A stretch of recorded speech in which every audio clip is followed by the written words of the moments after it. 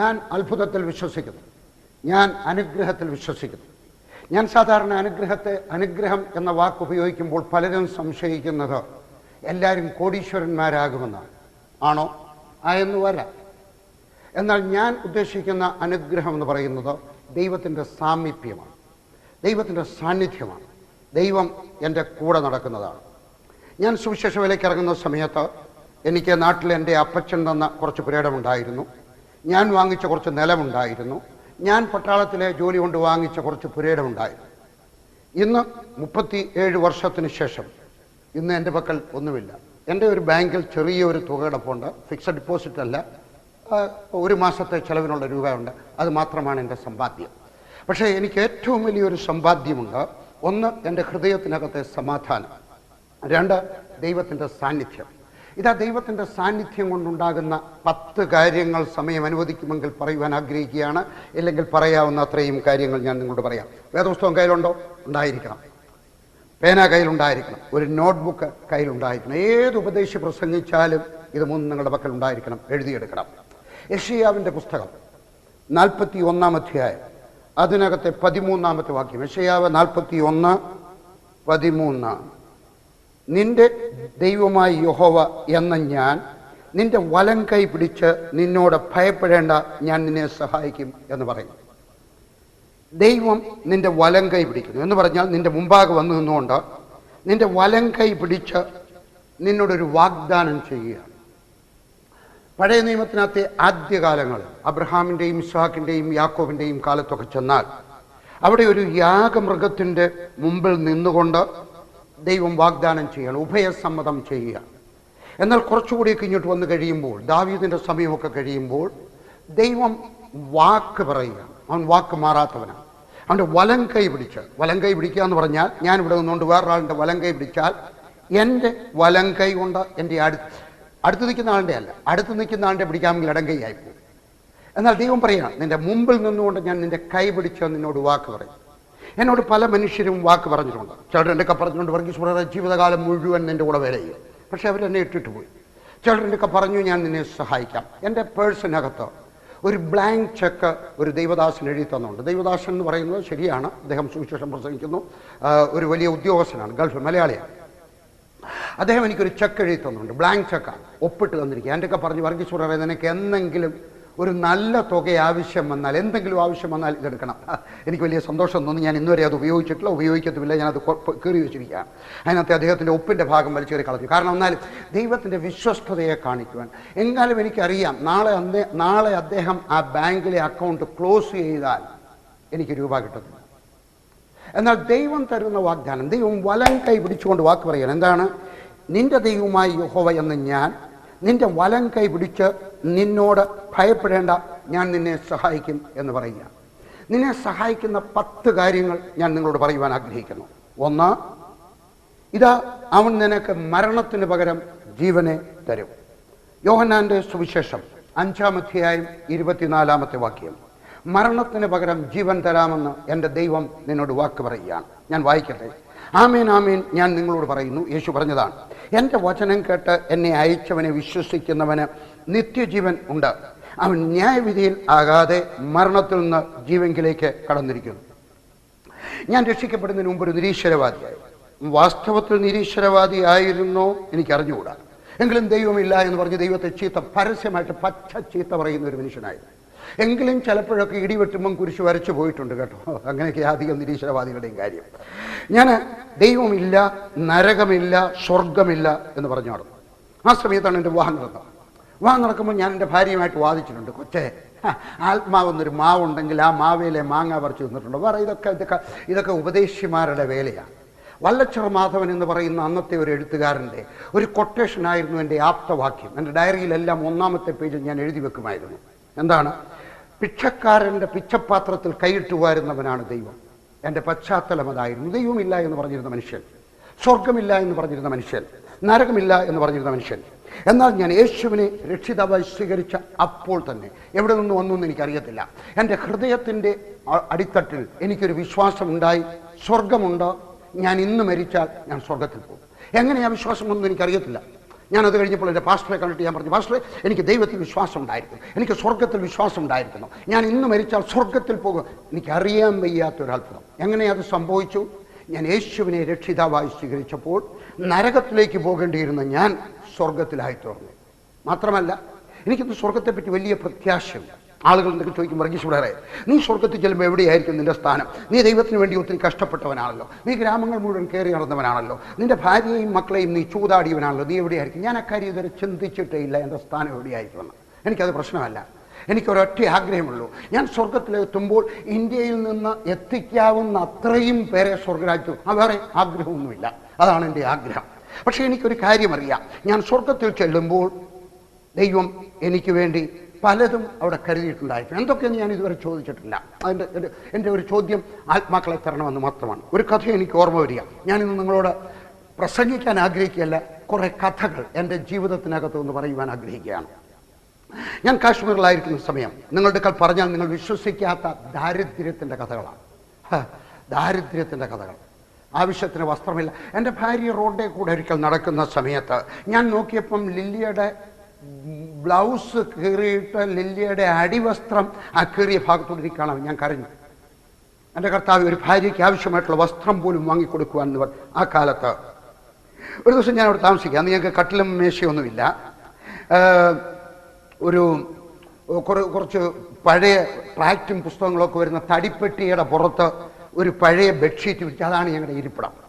എൻ്റെ മൂത്ത മകൻ അന്ന് 3 വയസ്സ് കാണും. അവൻ അതിനകത്ത് ഇരുന്നുകൊണ്ട് ഞങ്ങളുടെ അവിടുത്തെ ജനലെ പിടിച്ചിങ്ങനെ അടിച്ചു. വാടക വീടാണ്. ഒരു കാശ്മീരി അല്ല, ഒരു ജമ്മുവിലെ ഒരു പൂജാരിയുടെ വീടാണ്. ആ ജനലിൻ്റെ കതൽ പിടിച്ച് അടച്ചപ്പോൾ അത് ചെന്ന് അടഞ്ഞിട്ട് ടപ്പു എന്ന് പറഞ്ഞ് തുറന്നു. അപ്പോൾ അവനത് രസമായി. അവൻ 2-3 പ്രാവശ്യം ഇങ്ങനെ ആഞ്ഞടിച്ചു. അപ്പുറത്ത് താമസിക്കുന്ന വീട്ടുടമസ്ഥ അവരിറങ്ങി വന്നിട്ട് പറഞ്ഞു, അബി യെ തോ ഹമാരാ മക്കാൻ ഹൈ, തൂ ഐസാ നഹീ കർനാ ഹൈ, ഹമാരാ ദർവാജ ഫട് ജായേഗാ. അബി ഇത് ഞങ്ങളുടെ വീടാണ്, നീ ഇങ്ങനെ ജനലിൻ്റെ കഥ ഇങ്ങനെ കൂടെ അടച്ചാൽ അത് പൊട്ടിപ്പോകും, അത് ഞങ്ങളുടെ വീടാണ്. അവൻ എൻ്റെ ഒക്കെ ചോദിച്ചു, ഡാഡി ഉൻകാ ഖറ, ഇത് അവരുടെ വീടാണ്? ഞാൻ പറഞ്ഞു, അതേ മോനെ അവരുടെ വീടാണ്. അവൻ പറഞ്ഞു, ഡാഡി നമ്മുടെ വീട് എവിടെ? ഞാൻ പറഞ്ഞു, മോനെ നമുക്ക് വീടില്ല. അതാ നമുക്ക് വീടില്ലാത്ത? അവൻ പറഞ്ഞു, എൻ്റെ കൂട്ടുകാരി മിണ്ടുവിന് അവന് വീടുണ്ട്, മാങ്കിക്ക് അവന് വീടുണ്ട്. അവൻ ഓരോരുത്തരുടെയും പേര് പറഞ്ഞിട്ട് പറഞ്ഞു, എൻ്റെ കൂടെ കളിക്കാൻ വരുന്ന ഓരോരുത്തർക്കും വീടുണ്ട്, നമുക്ക് മാത്രം വീടില്ല. എന്താ വീടില്ലാത്ത? ഞാൻ അവൻ്റെ അടുക്കൽ എങ്ങനെ പറയും മോനെ? ഞാൻ ഹല്ലേലൂയ പറയാൻ തുടങ്ങിയപ്പോൾ ജോലി രാജിവെച്ചപ്പോൾ എൻ്റെ അപ്പച്ചൻ്റെ ഒക്കെ വീട്ടിൽ നിന്ന് ഇറങ്ങിപ്പോകാൻ പറഞ്ഞു. അതുകൊണ്ട് നമുക്ക് വീടില്ല. അവൻ്റെ ഒക്കെ പറഞ്ഞിട്ട് അവനത് അങ്ങോട്ട് മനസ്സിലാവുന്നില്ല. അവൻ്റെ സൈക്കോളജിക്കകത്ത്, അവൻ്റെ മെൻ്റലിനകത്ത്, അവൻ്റെ മാനസിക നിലവാരത്തിനകത്ത് എല്ലാവർക്കും വീടുണ്ട്, നമുക്കെന്തുകൊണ്ട് വീടില്ല? അവനെ ശല്യപ്പെടുത്താൻ തുടങ്ങി. ഞാൻ വായിക്കുകയോ എഴുതുകയോ ഏതാണ്ട് ചെയ്തുകൊണ്ടിരിക്കുകയാണ്. എനിക്ക് ദേഷ്യമാണ്. ഞാൻ അവന് 2 അടി കൊടുത്തു, എന്നെ ശല്യപ്പെടുത്താതെ. അവൻ അവിടെ മാറിയിരുന്നുകൊണ്ട് എല്ലാവർക്കും വീടുണ്ട്, നമുക്ക് വീടില്ല, എല്ലാവർക്കും വീട്, ഇതെന്തൊരു കാര്യമാണ്? അവനോട് കരയാൻ തുടങ്ങി. കരഞ്ഞ് അവൻ താഴോട്ട് കിടന്ന് അങ്ങ് ഉറങ്ങി, പായലോട്ട് കിടന്ന് ഉറങ്ങി. അല്പം കഴിഞ്ഞപ്പോൾ നല്ല ഉറക്കത്തിൽ അവൻ ചാടി എഴുന്നേറ്റ് പറഞ്ഞിട്ട്, ഡാഡി ഞാൻ സ്വർഗത്തിൽ പോയി. ഞാൻ പറഞ്ഞു, മോനെ നീ ഉറങ്ങിക്കോ, നീ സ്വപ്നം കണ്ട? ഞാൻ പറഞ്ഞു, ഡാഡി സ്വപ്നമല്ല, ഞാൻ സ്വർഗത്തിൽ പോയി. സ്വർഗം ഡാഡി പ്രസംഗിക്കുന്നത് പോലെ തന്നെയാണ്. അവിടുത്തെ തെരുവുകളൊക്കെ സ്വർണം കൊണ്ടുള്ളതാണ്, അവിടുത്തെ വീടുകളൊക്കെ സുന്ദരമാണ്, അവിടെ നല്ല പൂങ്കാവനമുണ്ട്, നല്ല ഗാർഡൻസ് ഉണ്ട്. യേശു എന്നെ കൊണ്ട് നടക്കാൻ പോയി. ഞാൻ അതിലേക്കൂടെ നടന്നു. അരയന്നത്തെ കണ്ടു, മാനിനെ കണ്ടു. അവനെ വിവരിക്കാൻ തുടങ്ങി. ഞാൻ പറഞ്ഞു, ഇതൊക്കെ അവൻ്റെ സ്വപ്നമാണ്. ഞാൻ പറഞ്ഞു, കിടന്ന് ഉറങ്ങിക്കോ മോനെ, നീ എൻ്റെ പ്രസംഗം പല പ്രാവശ്യം അത് പറഞ്ഞു. അല്ല ഡാഡി. എന്നിട്ട് ഞാൻ അവസാനം അവൻ എന്തൊക്കെ പറഞ്ഞു, ഡാഡി എന്നെ പല വീടുകളും കാണിച്ചു. എന്നിട്ട് ഏറ്റവും സുന്ദരമായ ഒരു വീടിൻ്റെ അടുക്കൽ കൊണ്ടുവന്ന് നിർത്തി. ഞാൻ യേശുവിൻ്റെ ഒക്കെ ചോദിച്ചു, യേശുവേ ഇതാരുടെ വീടാണ്? അപ്പോൾ യേശു എൻ്റെ ഒക്കെ പറഞ്ഞു, ഡാഡി യേശു എൻ്റെ ഒക്കെ പറഞ്ഞു, ഈ സുന്ദരമായ വീട് നിൻ്റെ ഡാഡിക്ക് വേണ്ടി ഞാൻ ഉണ്ടാക്കിയതാണ്. കാരണം നിൻ്റെ ഡാഡിക്ക് അപ്പൻ കൊടുക്കാനുണ്ടായിരുന്ന വീട് കൊടുത്തില്ല. പട്ടാളത്തിലിരുന്നെങ്കിൽ നിൻ്റെ അപ്പനൊരു വീട് കിട്ടുമായിരുന്നു. നിൻ്റെ അമ്മ ഉദ്യോഗസ്ഥയായിരുന്നെങ്കിൽ, ടീച്ചറായി, നിനക്കൊരു വീടുണ്ടാകുമായിരുന്നു. പക്ഷെ നിൻ്റെ അപ്പനും അമ്മയും കൂടി ജീവിതം ചൂതാടി കാശ്മീരിലെത്തിയത് കാരണം ഞാൻ നിൻ്റെ അപ്പനും അമ്മയ്ക്കും വേണ്ടി, നിൻ്റെ ഡാഡിക്ക് വേണ്ടി ഉണ്ടാക്കി വെച്ച വീടാണ്. ഞങ്ങളുടെ വീട്ടിൽ ഒരാൾ തന്ന കുറച്ച് പ്ലാസ്റ്റിക് കട്ടകൾ കൊണ്ട് വീടുമൊക്കെ പണിയാവുന്ന കുറച്ച് പ്ലാസ്റ്റിക് കട്ടകൾ ഉണ്ടായിരുന്നു. അത് അവൻ പെട്ടെന്ന് അവിടെ നിന്ന് എടുത്തു. അവനെടുത്ത് വെച്ച് അവിടെ സുന്ദരമായിട്ടൊരു വീടുണ്ടാക്കി. 1ാമത്തെ നില, 2ാമത്തെ നില, താഴത്തെ നില മഞ്ഞ നിറം, മേളത്തെ പല നിറങ്ങളിലുള്ള ഒരു വീടുണ്ടാക്കി വെച്ച് ഒരു 7 നില കെട്ടിടം ഉണ്ടാക്കി വെച്ച് അവൻ പറഞ്ഞു, ഡാഡി ഇതുപോലത്തെ ഒരു വീട് യേശു എന്നെ കാണിച്ചു, ഇതല്ല ഇതുപോലത്തെ കട്ടകളുള്ള. പറഞ്ഞു, ഡാഡി, സ്വർഗത്തിലെ ദൈവം യേശു ക്രിസ്തു നിനക്ക് വേണ്ടി ഉണ്ടാക്കി വെച്ചിരിക്കുന്ന സുന്ദരമായ വീട് ഇതുപോലൊരു വീടാണ്. എൻ്റെ മനസ്സിനകത്ത് ഞാൻ വിചാരിച്ചു, എന്നെ ചിലപ്പോൾ യേശു ആശ്വസിപ്പിക്കാൻ, ഇനിയും നിങ്ങളതൊരു സ്വപ്നമാണെന്ന് വിചാരിക്കരുത്. കാരണം എൻ്റെ മകൻ ഒരു ഇരുനില കെട്ടിടം ഒരിക്കലും കണ്ടിട്ടില്ല. അന്ന് കാലത്തെ ടെലിവിഷനിൽ ഞങ്ങളുടെ വീട്ടിൽ പത്രമില്ല, പത്രം വരുത്താനുള്ള സൗകര്യം ഞങ്ങൾക്കില്ല, ഞങ്ങളുടെ നാട്ടിൽ പത്രം ഇല്ലതാണ്. അതുകൊണ്ട് അവൻ ഒരിക്കലും കണ്ടിട്ടില്ലാത്ത ഒരു കാര്യം പറയുന്നത്, 2ാമത്തെ നില, 3ാമത്തെ നില, 4ാമത്തെ നില, 5ാമത്തെ നില, 6ാമത്തെ നില. ഡാഡി, സുന്ദരമായ ഒരു വീട് യേശു നിനക്ക് വേണ്ടി സ്വർഗത്തിൽ ഉണ്ടാക്കിയിട്ടുണ്ടാവും. ഞാൻ എന്താണ് ഈ പറയുന്നതിൻ്റെ അർത്ഥം എന്നറിയാമോ? എനിക്കെന്നൊരു വിശ്വാസമുണ്ട്, ഞാൻ എന്നെങ്കിലും ഒരു ദിവസം മരിച്ചാൽ, ചിലപ്പോൾ അതിന് മുമ്പേ കർത്താവ് എന്നെ എടുത്തു എന്ന് വരാം. കർത്താവ് വന്നാൽ ഞാൻ എന്തെങ്കിലും മരിച്ച് സ്വർഗത്തിലെത്തിക്കഴിഞ്ഞാൽ, ഞാൻ ഇവിടെ വീടില്ലാത്തവനാണെങ്കിലും അവിടെ എനിക്കൊരു വീടുണ്ടായിരിക്കും. യേശു ക്രിസ്തു ഇപ്രകാരം പറഞ്ഞു, ഞാൻ നിങ്ങൾക്ക് വേണ്ടി ഒരു ഭവനം പണിയുവാൻ പോകുന്നു. ആ ഭവനം പണിതതിന് ശേഷം ഞാൻ വന്ന് നിങ്ങളെ അവനായിരിക്കുന്ന സ്ഥാനത്ത് നമ്മെ കൂട്ടിക്കൊണ്ടു പോകുവാൻ വരുന്നു. അവൻ ആരാണെന്നറിയാമോ? അവൻ മരണത്തിന് പകരം ജീവനെ തരുന്നവനാണ്. ഈ യേശു ക്രിസ്തു നിനക്ക് വേണ്ടി ജീവൻ, സ്വർഗത്തിൽ നല്ലൊരു വീട്, സ്വർഗത്തിൽ നിനക്കൊരു വാസസ്ഥലം അവൻ ഒരുക്കുന്നു. 1, മരണത്തിന് പകരം ജീവൻ. 2, സങ്കീർത്തനം 31 24 വാക്യം. യഹോവയിൽ പ്രത്യാശയുള്ള ഏവരുമേ ധൈര്യപ്പെട്ടിരിക്കുവിൻ, നിങ്ങളുടെ ഹൃദയം ഉറച്ചിരിക്കട്ടെ. എന്ന് പറഞ്ഞാൽ പ്രത്യാശ. നിരാശ വരുന്ന സമയത്ത് അവൻ നിരാശ മാറ്റി. ഞാൻ 10 കാര്യങ്ങൾ മാറ്റി 10 കാര്യങ്ങൾ തരുന്ന കാര്യം പറയുകയാണ്. 1, മരണത്തിന് പകരം ജീവൻ. 2, നിരാശയ്ക്ക് പകരം നിനക്ക് അവൻ പ്രത്യാശ തരും. ചിലപ്പോഴൊക്കെ നമ്മുടെ ജീവിതത്തിനകത്ത് നിരാശ വന്നു എന്ന് വരാം. നമ്മുടെ മക്കളുടെ വിവാഹം സമയത്തിന് നടക്കാതെ ഇരിക്കുന്ന സമയത്ത്, എല്ലാവർക്കും വീടുണ്ടായി നമുക്ക് വീടില്ലാതിരിക്കുന്ന സമയത്ത്, എല്ലാവർക്കും ഒരു വാഹനമുണ്ടായി നിങ്ങൾക്കൊരു വാഹനമില്ലാതിരിക്കുന്ന സമയത്ത്, എല്ലാവരുടെയും മക്കൾ എഞ്ചിനീയറിംഗിന് പഠിച്ച് എല്ലാവർക്കും ജോലിയായി, പക്ഷെ നിന്റെ മകന് മാത്രം ജോലിയാവുന്നില്ല. നിന്റെ മകളുടെ കൂടെ പഠിച്ചവരൊക്കെ വിവാഹം കഴിഞ്ഞ് 1ഉം 2ഉം കുഞ്ഞുങ്ങളായിട്ടും ചിലപ്പോഴൊക്കെ നിനക്ക് നിരാശ വന്നു എന്ന് വരാം. ആ സമയത്ത് എന്തു ചെയ്യും? അവൻ നിനക്ക് പ്രത്യാശ തരും. എൻ്റെ ജീവിതത്തിനകത്ത് നിരാശ ഉണ്ടായിട്ടുണ്ടോ? 1-2 സംഭവങ്ങൾ ഓർത്തു പോവുകയാണ്. ഞാൻ പട്ടറായി ചെന്നു. 6ാമത്തെ മാസത്തിൽ 18 പേർക്ക് സ്നാനം കൊടുക്കുവാൻ കർത്താവ് കൃപ ചെയ്തു. കാശ്മീരിൽ അങ്ങനെ ഒരു സംഭവം ഉണ്ടായിട്ടില്ല. 18 പേർ ഒന്നിച്ച് ഒരു കാലത്തും ആരുടെയും വേലയിലൂടെ അവരുടെ ഒരാളുടെ ജീവകാലത്ത് പോലും ആരും സ്നാനപ്പെടുത്തിയിട്ടില്ല. ആ സമയത്ത് 18 പേരെ സ്നാനം കൊടുത്തു. പിന്നീട് പലരും സ്നാനം കൊടുത്തിട്ടുണ്ട്. പിന്നെ അടുത്ത മാസത്തിൽ 18 പേരെ സ്നാനം കൊടുത്തു. 3ാമത്തെ മാസത്തിൽ 18 പേരെ സ്നാനം കൊടുത്തു. അതിനടുത്ത മാസത്തിൽ ഒരു 54-56 പേർക്കോ അങ്ങാണ്ട് സ്നാനം കൊടുത്തു. ഏകദേശം 100 പേരുടെ ഒരു സഭ. അന്ന് എനിക്കൊരു അബദ്ധം പറ്റി. ഞാനൊരു ദിവസം കാരണം ഞങ്ങളുടെ വിശ്വാസികളൊക്കെ തോട്ടികളാണ്. വീട്ടിലുള്ള കക്കൂസ്, ഓരോ വീടുകളിലും കക്കൂസുണ്ട്. വീടിൻ്റെ പുറത്ത് കക്കൂസ്. ആ കക്കൂസിനകത്ത് കല്ല് വെച്ചിരിക്കുകയാണ്. ആ കല്ലിൽ കയറിയിരുന്നു കൊണ്ട് മലവിസർജനം ചെയ്യുന്നു. എൻ്റെ വാക്കുകൾ ക്ഷമിക്കുക, പ്ലാറ്റ്ഫോമിൽ പറയാൻ കൊള്ളാവുന്ന വാക്കുകളല്ല. മലവിസർജനമൊക്കെ അവരൊരു സ്പൂണ് കൊണ്ട് കോരി, ഒരു കരണ്ടി കൊണ്ട് കോരി, ഒരു കൊട്ടയ്ക്കകത്ത് കുറച്ച് ചേമ്പലയോ പത്രമോ ഒക്കെ വെച്ചിട്ട് അതിനകത്ത് വെച്ചിട്ട് തലയിൽ വെച്ചുകൊണ്ട് പോകും. മഴ പെയ്യുന്ന കാലത്ത് വലിയ കഷ്ടമാണ്. കാരണം മഴവെള്ളവും എല്ലാം കൂടെ വീണ് ചിലപ്പോൾ അവരുടെ തലയിൽ കൂടെ ഒക്കെ ഒലിച്ചിങ്ങനെ ഇറങ്ങും. എന്നിട്ട് ദൂരെ കൊണ്ട് ചെന്നിട്ട് കാട്ടിലോട്ടങ്ങ് എറിഞ്ഞിട്ട് അവർ തിരിച്ചു വന്ന് വേറെ കുറേ, അതാണ് അവരുടെ വരുമാനമാണ്. അവരാണ് എൻ്റെ വിശ്വാസികൾ. ഒരു ദിവസം ഞാനിങ്ങനെ അവർക്ക് വേണ്ടി പ്രാർത്ഥിക്കുകയാണ്, തലയിൽ കൈവച്ച് പ്രാർത്ഥിക്കുകയാണ്. പ്രാർത്ഥിച്ചു കഴിഞ്ഞ് വെച്ച് മണപ്പിച്ചപ്പോൾ എൻ്റെ കയ്യിലാകെ വാട. ആരാണ്ടയുടെ തലയിൽ പറ്റിയ ആ സാധനം, ചന്ദനം, അതെൻ്റെ കയ്യെ പറ്റിയതാണ്. എന്നിട്ട് അടുത്ത ദിവസം ഞാൻ ഇച്ചിരി ദേഷ്യപ്പെട്ട് പ്രസംഗിച്ചു. ഞാൻ ചെയ്യാൻ പാടില്ല, ഞാൻ അവരുടെ ദൈവദാസനാണ്, ഞാനത് പറയാൻ പാടില്ല. അവർ പഠിക്കട്ടെ. ഞാൻ പറഞ്ഞു, ചോവിന് കുളിച്ചിട്ട് വരണം.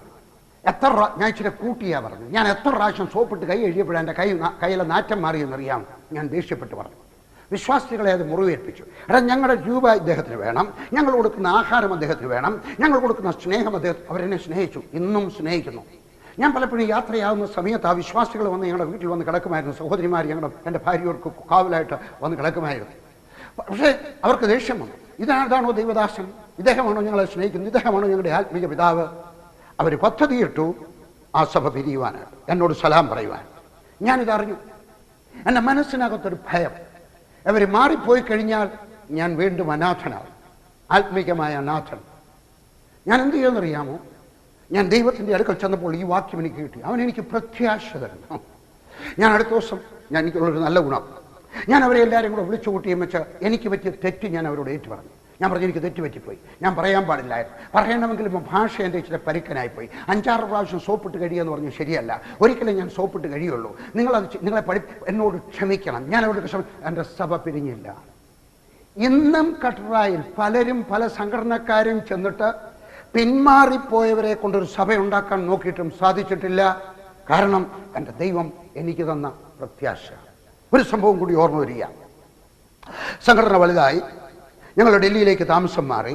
അപ്പോഴാണ് ആസ്ട്രേലിയയിൽ നിന്നും ഞങ്ങളുടെ കൺവെൻഷന് പ്രസംഗിക്കാനായിട്ട് 3-4 പേര് വന്നു. അവരെല്ലാം കൂടെ വന്നു കഴിഞ്ഞപ്പോൾ അവരെൻ്റെയൊക്കെ ചോദിച്ചു, ഞങ്ങൾ പ്രാർത്ഥിക്കുന്ന സമയത്ത് ചിലരൊക്കെ താഴെ വീഴും, ഇത് പഠിപ്പിച്ചതുകൊണ്ട് ബ്രദറിന് വിരോധം വല്ലതും ഉണ്ടോ? നമ്മുടെ നാട്ടിൽ ഊതിയാൽ വീഴ്ത്തുക എന്ന് പറയും. അപ്പോൾ ഇത് തെറ്റാണ്, ഇത് വേദപുസ്തകത്തിലുള്ളതല്ല, ഇത് പിശാചിൻ്റെ ആണെന്നൊക്കെ കേരളത്തിലുള്ളവരൊക്കെ പഠിപ്പിക്കുന്ന കാലമാണ്. അങ്ങനെ നമ്മുടെ കേരളത്തിൽ അങ്ങനെ ഒരു ദോഷമുണ്ട്. പുതിയതായിട്ട് എന്തെങ്കിലും ദൈവം പ്രവർത്തിച്ചെന്ന് പറഞ്ഞാൽ സമ്മതിക്കത്തില്ല, ഇല്ല, അതിനെ എതിർക്കാൻ നോക്കും. ഞാൻ പറഞ്ഞു, നോക്കിയാൽ ഇത് ദൈവത്തിൽ നിന്നാണെങ്കിൽ എനിക്ക് വിരോധമില്ല, പക്ഷേ നിങ്ങൾ വേദപുസ്തകത്തിൽ നിന്ന് പഠിപ്പിക്കണം, ഇത് ശരിയാണെന്ന് തോന്നിയാൽ ഞാൻ സമ്മതിക്കാൻ തയ്യാറാണ്. അവർ പറഞ്ഞു ശരി. അവർ വേദപുസ്തകം അറിയാവുന്നവരാണ്. അവർ പറഞ്ഞു കഴിഞ്ഞ് പറഞ്ഞു, ആരെങ്കിലുമൊക്കെ ഇതിനെതിരായിട്ടുണ്ടെങ്കിൽ നിങ്ങൾക്ക് പോകാം, ബാക്കിയുള്ളവർക്ക് ഒന്ന് നിൽക്കാൻ ഞങ്ങൾ പ്രാർത്ഥിക്കാൻ പോവുകയാണ്. 3-4 പേരങ്ങ് പോയി, ബാക്കിയുള്ളവർ കാണാനായിട്ടിരുന്നു. അന്നേരം ഞങ്ങളോട് തോമസ് വട്ടക്കോട്ടാൽ എന്ന് പറയുന്ന പത്തനാപുരത്തുകാരന് ഒരു IPC-കാരനുണ്ട്. ഒരു സഭയ്ക്കും ഞാൻ എതിരല്ല കേട്ടോ, നല്ല ദൈവദാസനായിരുന്നു, അദ്ദേഹം മരിച്ചുപോയി. ഞങ്ങളുടെ മാസികയുടെ എഡിറ്ററായിരുന്നു. അദ്ദേഹത്തിനറിയാം ഇത് വേദപുസ്തക പ്രകാരമല്ല, ഇത് തെറ്റാണ്, ദുരുപദേശമാണ്. അദ്ദേഹം ഇങ്ങോട്ട് മുമ്പ് ഇരിക്കുമെന്ന് പറഞ്ഞ് അന്നാ ഒന്ന് വീഴട്ടെ കാണട്ടെന്ന് പറഞ്ഞു ഇങ്ങനെ അങ്ങോട്ട് നിന്നു. ഈ ദൈവദാസൻ അങ്ങോട്ട് ചെന്ന് പ്രാർത്ഥിച്ചതും തോമസ് ഉച്ചയും കുത്തി താഴെ. അത് കണ്ടു കഴിഞ്ഞാൽ വേറെ ചിലർക്കൊക്കെ തോന്നലുണ്ടായി, എടാ ഈ തോമസ് വേണമെങ്കിൽ ഇത് ദൈവത്തിൽ നിന്നായിരിക്കാം. അന്ന് ഒത്തിരി പേര് താഴെ വീഴും.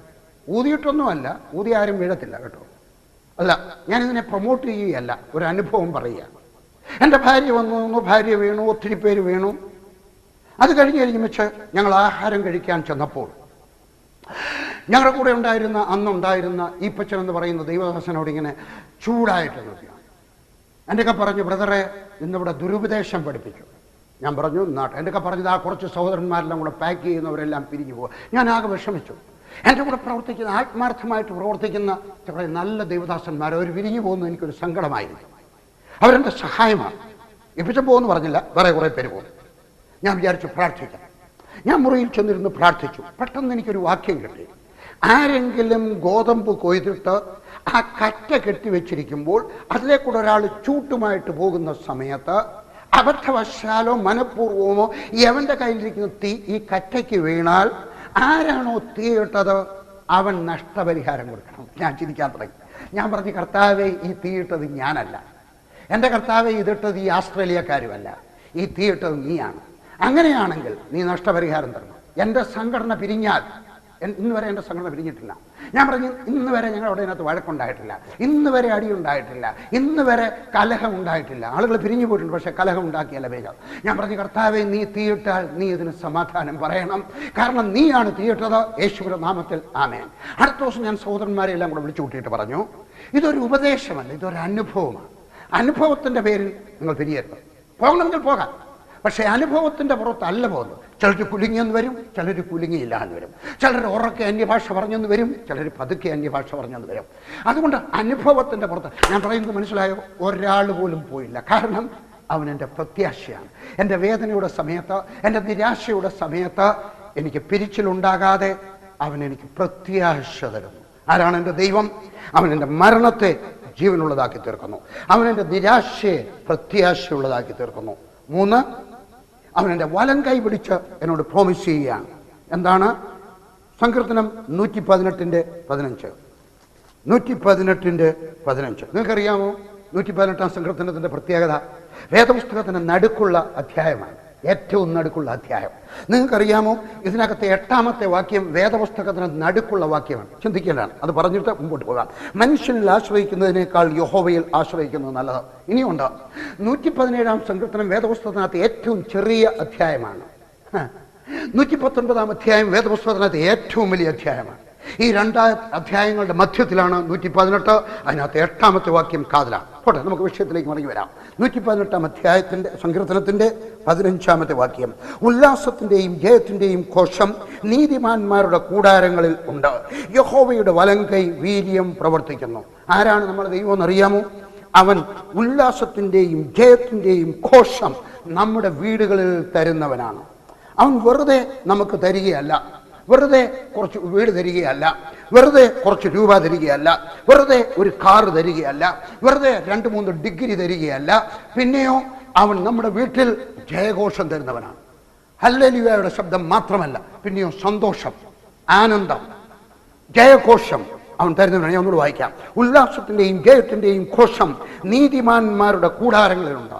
നാം ദൈവവേദലായി ജീവിക്കുന്ന സമയത്ത് ചിലപ്പോൾ ദുഃഖം വന്നു എന്ന് വരാം, സന്ധ്യയ്ക്ക് ദുഃഖം വന്നു എന്ന് വരാം, ചില സന്ധ്യ നമ്മുടെ ജീവിതത്തിനകത്ത് വന്നു എന്ന് വരാം. എന്നാൽ ആ ദുഃഖത്തെ മാറ്റി ഈ നല്ലവനായ ദൈവം നമുക്ക് ആനന്ദം, നമുക്ക് ജയഘോഷം തരുന്നവനാണ്. ഒരു അനുഭവം ഞാൻ പറഞ്ഞല്ലോ, ഇന്ന് അനുഭവങ്ങൾ പറയാൻ പോവുകയാണ്. ഒരിക്കൽ ഞാൻ കാശ്മീരിലായിരിക്കുന്ന സമയത്ത്, അന്ന് ദാരിദ്ര്യത്തിൻ്റെ സമയമാണെന്ന് പറഞ്ഞല്ലോ. അന്ന് ഷർട്ടൊന്നുമില്ല, 2-3 ഷർട്ടേ ഉള്ളൂ, 1-2 ഷർട്ടേ ഉള്ളൂ. ഞാൻ 4-5 ഷർട്ടുമായിട്ടാണ് പട്ടാളത്തിൽ നിന്ന് പിരിഞ്ഞത്. അന്നത്തെ കാലത്ത് 5 ഷർട്ട് എന്ന് പറയുന്നത് ഒത്തിരി കൂടുതലാണ്. അതൊക്കെ ഓരോന്നിങ്ങനെ കീറി കീറി വരികയാണ്. ഞാനൊരു ദിവസം വീട്ടിൽ നിന്ന് പോയി മീറ്റിംഗ് നടത്തി വെച്ച് തിരിച്ചു വന്നു. തിരിച്ചു വന്നു വെച്ച് ഷർട്ട് ഊരിയിട്ടു. എന്നിട്ട് ഞാൻ ബനിയന് വിട്ട് പൈജാമയും ഇട്ടുകൊണ്ടോ ഇങ്ങനെ നിൽക്കുന്ന സമയത്ത് ഞാൻ വീട്ടിലോട്ട് ചെന്നപ്പോൾ ലില്ലി കരയുക. എന്താ ലില്ലി കരയുന്നേ?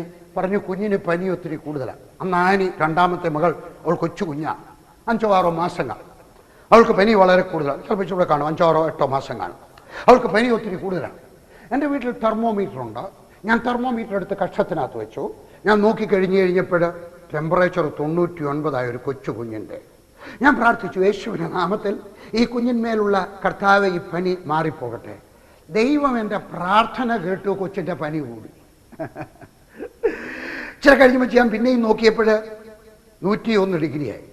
എൻ്റെ കുഞ്ഞിൻ്റെ കയ്യിൽ ഞാൻ അവൻ്റെ ദേഹത്ത് ഇച്ചിരി അമൃതാഞ്ജനം നോക്കിയിട്ട് വെച്ച് കൊച്ചിൻ്റെ കയ്യിൽ അമൃതാഞ്ജനത്തിൻ്റെ കുപ്പി കൊടുത്തിട്ടുണ്ടായിരുന്നു. ആ അമൃതാനം പോലും നെയ്യ് ഉരുകുന്നത് പോലെ ഉരുകിപ്പോയി. ഞാൻ കുറച്ചുകൂടെ കഴിഞ്ഞ് നോക്കിക്കഴിഞ്ഞപ്പോൾ ടെമ്പറേച്ചർ പിന്നെയും 102 ആകും. ഞാൻ വല്ലാതെ ഭയം. ഞാൻ കുഞ്ഞിനെ എടുത്ത് എൻ്റെ തോളയിലിട്ടുകൊണ്ട് അങ്ങോട്ടും ഇങ്ങോട്ടും നടന്ന് കുഞ്ഞ് ബാബോ ബാബോ. അപ്പോൾ അവൾ പല്ല് ഞെരിക്കാൻ തുടങ്ങി, പല്ല് കടിക്കാൻ തുടങ്ങി. അവൾ പിച്ചും പേയും പറയാൻ തുടങ്ങി. ഞാൻ എന്ത് ചെയ്യും? രാത്രിയിൽ എവിടെ പോകും? അവിടെ ഒരു ആശുപത്രിയുള്ള, ഒരു ഗവൺമെൻറ് ആശുപത്രിയേ ഉള്ളൂ, പ്രൈവറ്റ് ആശുപത്രി പോലും ഇല്ല. ആശുപത്രിയിൽ പോയാലും ഡോക്ടറിൽ കൊടുക്കാൻ എൻ്റെ രൂപ ഇല്ല. ഞാൻ എന്ത് ചെയ്യും? ഞാൻ നടന്ന് പ്രാർത്ഥിക്കണം. പക്ഷേ എൻ്റെ പ്രാർത്ഥന കേട്ടില്ല. 99 നിന്ന് 101 ആയി, 101 നിന്ന് 103 ആയി. ടെമ്പറേച്ചർ കൂടി നിൽക്കുകയാണ്. അവൾ പിച്ചും പേയും പറയുക. ഞാൻ വല്ലാതെ വിഷമിച്ചു. പെട്ടെന്ന് ലില്ലി പൊട്ടിക്കരയാൻ തുടങ്ങി. പതുക്കെ കരഞ്ഞുകൊണ്ട് ലില്ലി പൊട്ടിക്കരയാ. ഞാൻ ചോദിച്ചു, ലില്ലി എന്തിനാ കരയുന്നത്? പറഞ്ഞു, അച്ചായൻ്റെ ബനിയൻ മുഴുവൻ ചോര, കുഞ്ഞിൻ്റെ വായിൽ നിന്ന് ചോരയുള്ളൂ. ഞാനിങ്ങനെ ബനിയൻ പിടിച്ച് നോക്കിയപ്പോൾ ശരിയാ, എൻ്റെ ബനിയനെ മുഴുവൻ കുഞ്ഞിൻ്റെ വായിൽ നിന്ന് ചോര. ഞാൻ ലില്ലിയെ നോക്കി, ഞാൻ അങ്ങ് വിഷമിച്ചു. നോക്കിയപ്പോൾ ലില്ലിയുടെ വായിൽ നിന്നും ചോര വരുന്നു. ഞാൻ ആകെ വിഷമിച്ചു. എന്ത് ചെയ്യും? ചോര വായിൽ നിന്ന് വരുന്ന കുഞ്ഞ്, വായിൽ നിന്ന് ചോര ഒലിക്കുന്ന ഭാര്യ, എന്തു ചെയ്യും? ഞാനും അങ്ങ് കഴിച്ചു.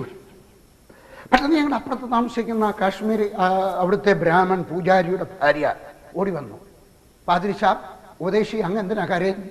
ഞാൻ പറഞ്ഞു, എൻ്റെ ഭാര്യയുടെ വായിൽ നിന്ന് ചോര വരുന്നു, എൻ്റെ കുഞ്ഞിൻ്റെ വായിൽ നിന്ന് ചോര വരുന്നു, എൻ്റെ കുഞ്ഞിന് ഓർമ്മയില്ല, അവൾ പിച്ചും പേയും പറയും. അവർ പറഞ്ഞു, വിഷമിക്കണ്ട. അവർ വേഗം ചെന്നിട്ട് ഒരു കിണ്ണത്തിനകത്ത്, ഒരു പൂജാരികളാണ്, അതിനകത്തൊരു കിണ്ടിക്കകത്ത് വെള്ളം, ഒരു മൂർത്തി, അവരുടെ പൂജിക്കുന്ന ദേവ, കുറച്ച് ചന്ദനത്തിരി, അവിടുത്തെയൊക്കെ ചന്ദനത്തിരി ഒരുമാതിരി സ്റ്റിക്ക് പോലാണ് കിട്ടും, നമ്മുടെ ചന്ദനത്തിരി പോലല്ല, ഇത്രയും ഓണത്തോളം. അതുമൊക്കെ കത്തിച്ചു മുച്ചു എൻ്റെ വന്ന് പറഞ്ഞു, ഈ കൊച്ചിൻ്റെ തലയിൽ ഞാനൊന്ന് ഒഴിഞ്ഞോട്ട്, കൊച്ചിൻ്റെ പനി അങ്ങ് മാറും. എനിക്കൊരു സംശയം ഉണ്ടായി, സമ്മതിക്കണോ വേണ്ടായോ? സമ്മതിക്കരുതെന്ന് എനിക്കറിയാം. പക്ഷേ എൻ്റെ കുഞ്ഞിന് രക്ഷ കിട്ടണ്ടായി, എൻ്റെ കുഞ്ഞിന് സൗഖ്യം കിട്ടണ്ടായി. കുഞ്ഞ് ചാവുമ്പോൾ 103 ഡിഗ്രിയായി, 2 ഡിഗ്രിയോടെ കൂടിയാ ചത്തുവോ? എൻ്റെ മനസ്സ് പറഞ്ഞു, നീ ഒന്നും ചെയ്യണ്ട, നീ നിന്ന് കൊടുത്താൽ മതി, അവർ ചെയ്തിട്ട് പോട്ടെ, അപ്പം എനിക്ക് കുഴപ്പമില്ലല്ലോ.